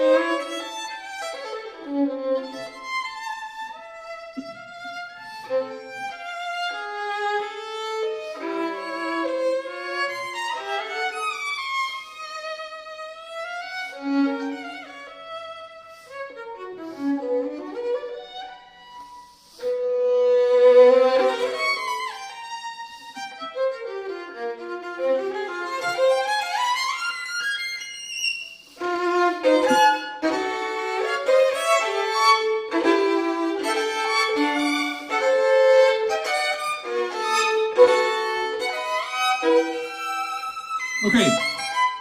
Rona. Yeah.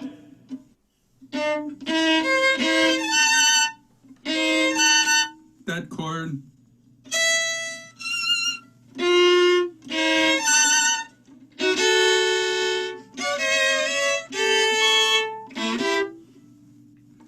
Make sure that, and then,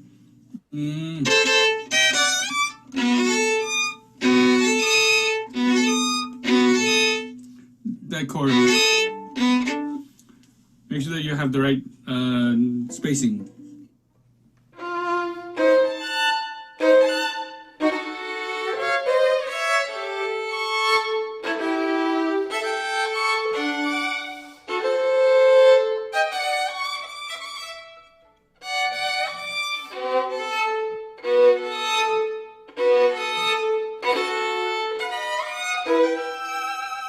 Good. Okay, try again. Just, yeah.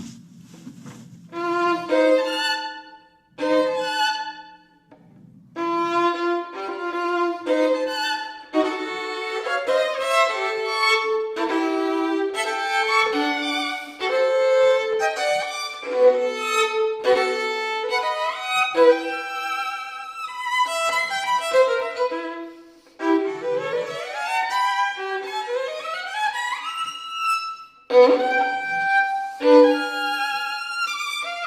Gunnar. Take your time between the thirds.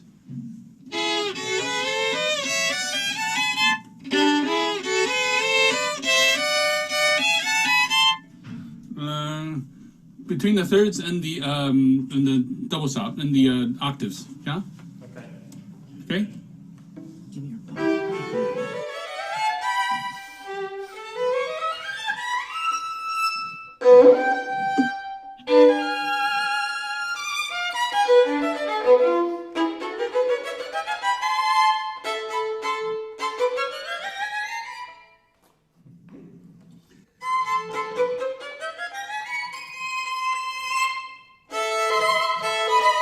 Good. How do you practice those tenths? Just slowly trying to find.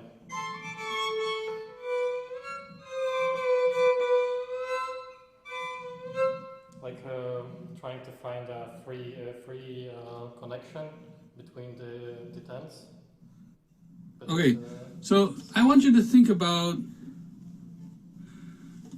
because the fourth finger is the weaker finger, yeah. I want you to think about starting in third position, Yeah. and reaching back with the first finger. I think in a way I do it because the third finger is already, Right. Yeah, that's right. But to imagine that you're reaching back with the first finger and not reaching forward with the fourth finger. Okay. Okay?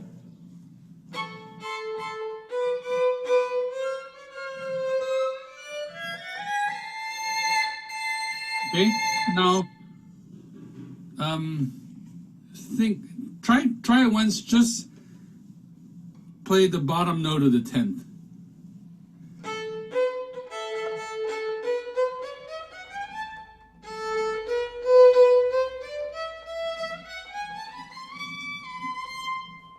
Okay? Now play it slurred, no, without the staccato. Okay, a little faster.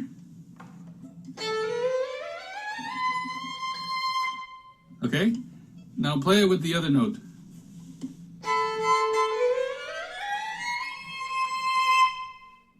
Good. So basically, what you're trying to teach your hand to do is to know the spacing of the bottom scale. Si, do, re, mi, fa, sol, la, si, do. Yeah. Yeah. Okay. Yeah. And then the fourth finger is going to follow. Yeah. Yeah. Okay. I know it's difficult to imagine that at first, but if you work on it, I think it'll go. Or the next thing you could practice is just play top note. Okay. At least Yeah. having some stability. Separate. Right, so that you establish a balance. Great. Okay. Because right now, that's the main thing I find about your double stops, is that because your hand is off balance in the right hand also, it's like because your left hand is not sure. Yeah. Okay. So the sound itself is not balanced. You're not touching. You're not putting the same kind of. You're not voicing the two voices. Yeah. In a good way. Would you say that the touch in the left hand should be also even on both strings? Or I think you just have to be, just to be aware that, not one or the other too much. Yeah. Okay. Yeah. Here, let's go on.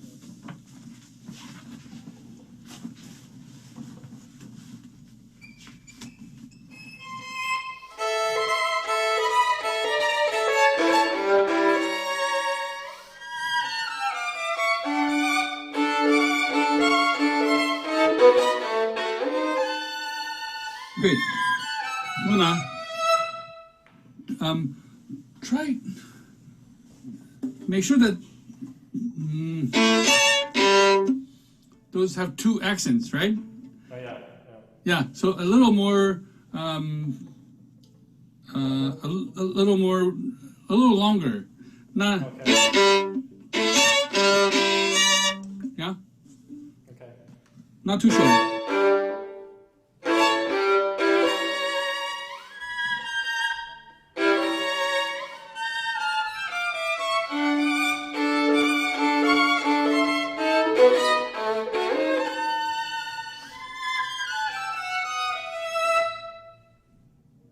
Good.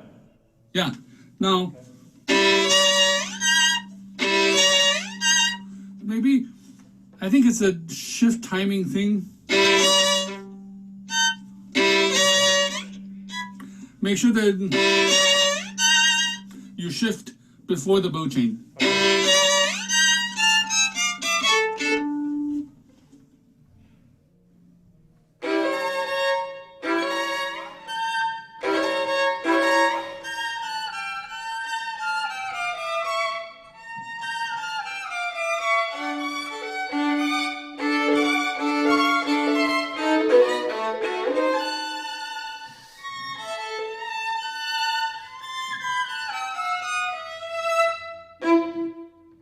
Go on.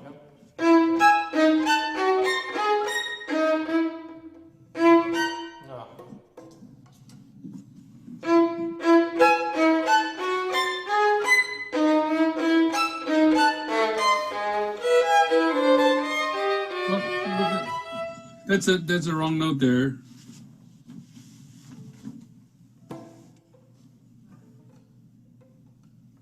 After the chords,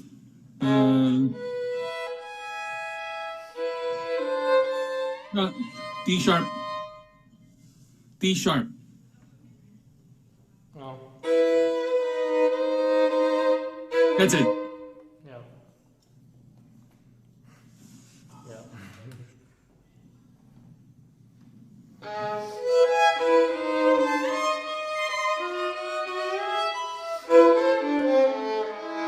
Yeah. D sharp again. Yeah. Sorry for that. Okay. That's why I'm here. Yeah, thank you. Okay.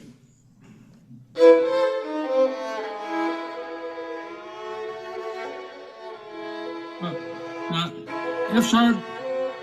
That's it. E natural.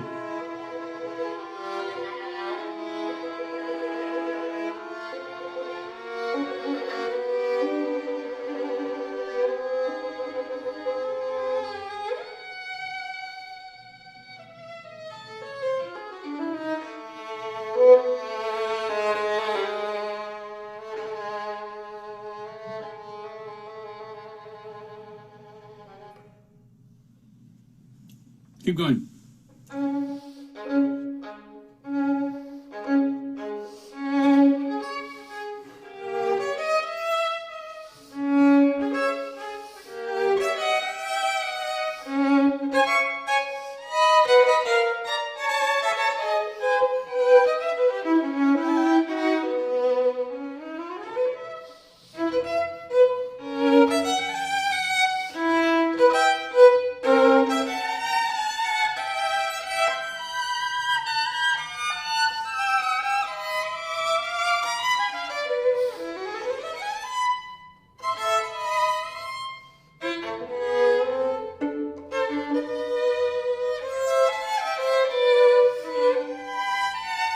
Going on? After the left hand pits, Yeah. do you have E, C natural? Yeah. Do you have something different? I heard you playing C, A.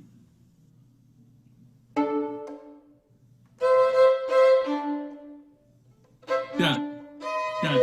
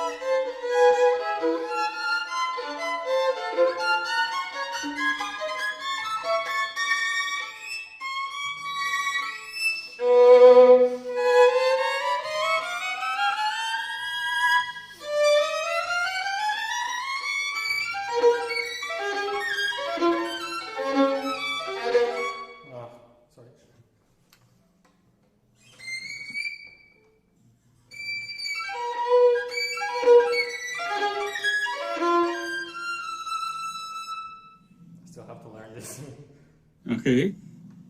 I could keep go on, you know.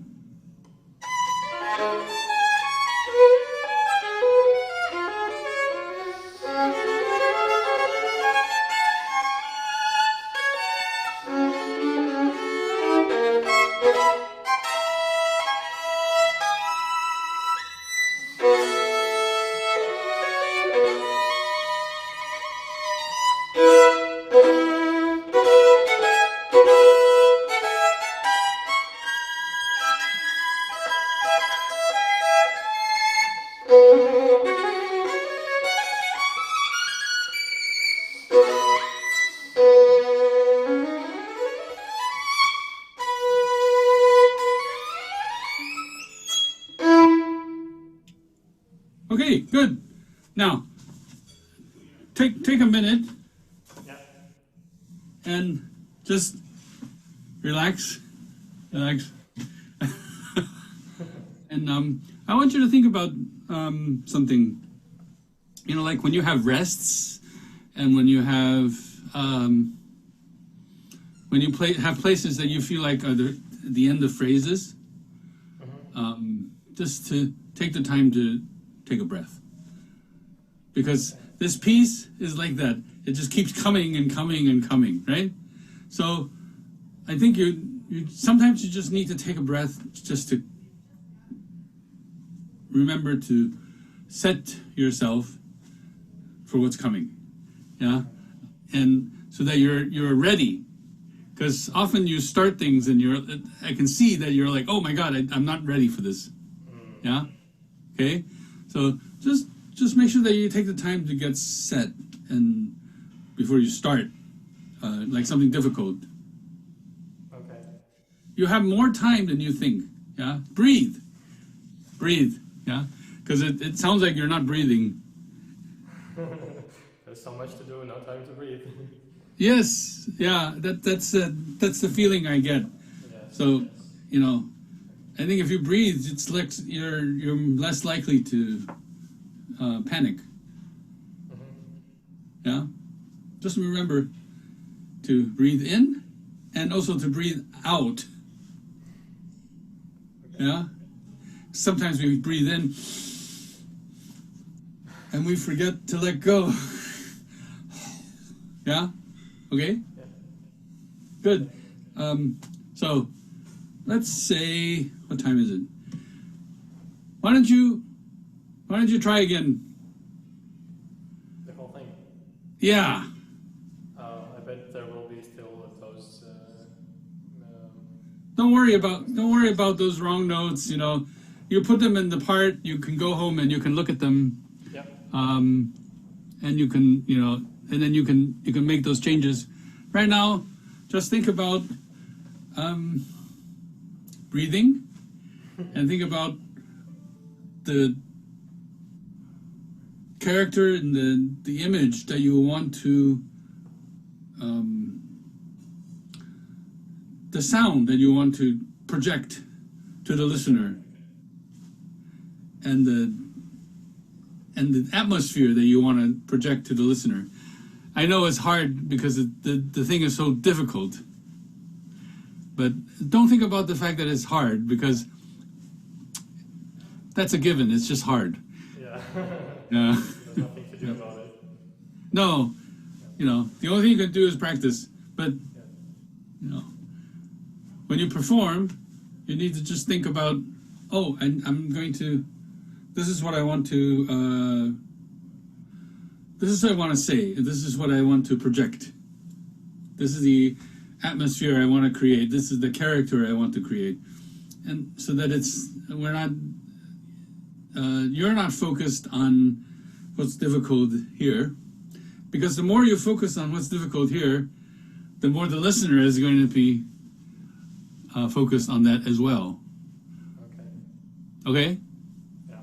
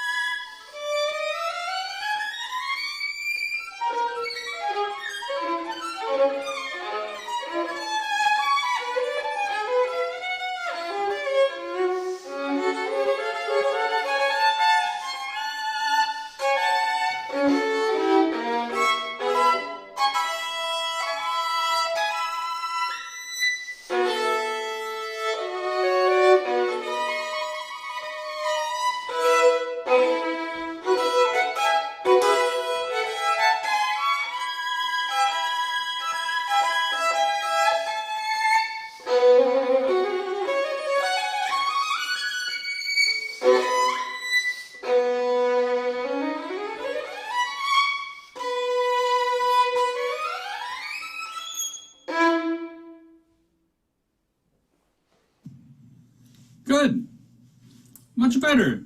Thank you. Yeah. So, what did you think was different? Breathing. Okay. Yeah. Right. I think, giving yourself the time to do certain things. And when you get more used to that, you can shorten the space and still feel relaxed. It's a little bit like a swimmer.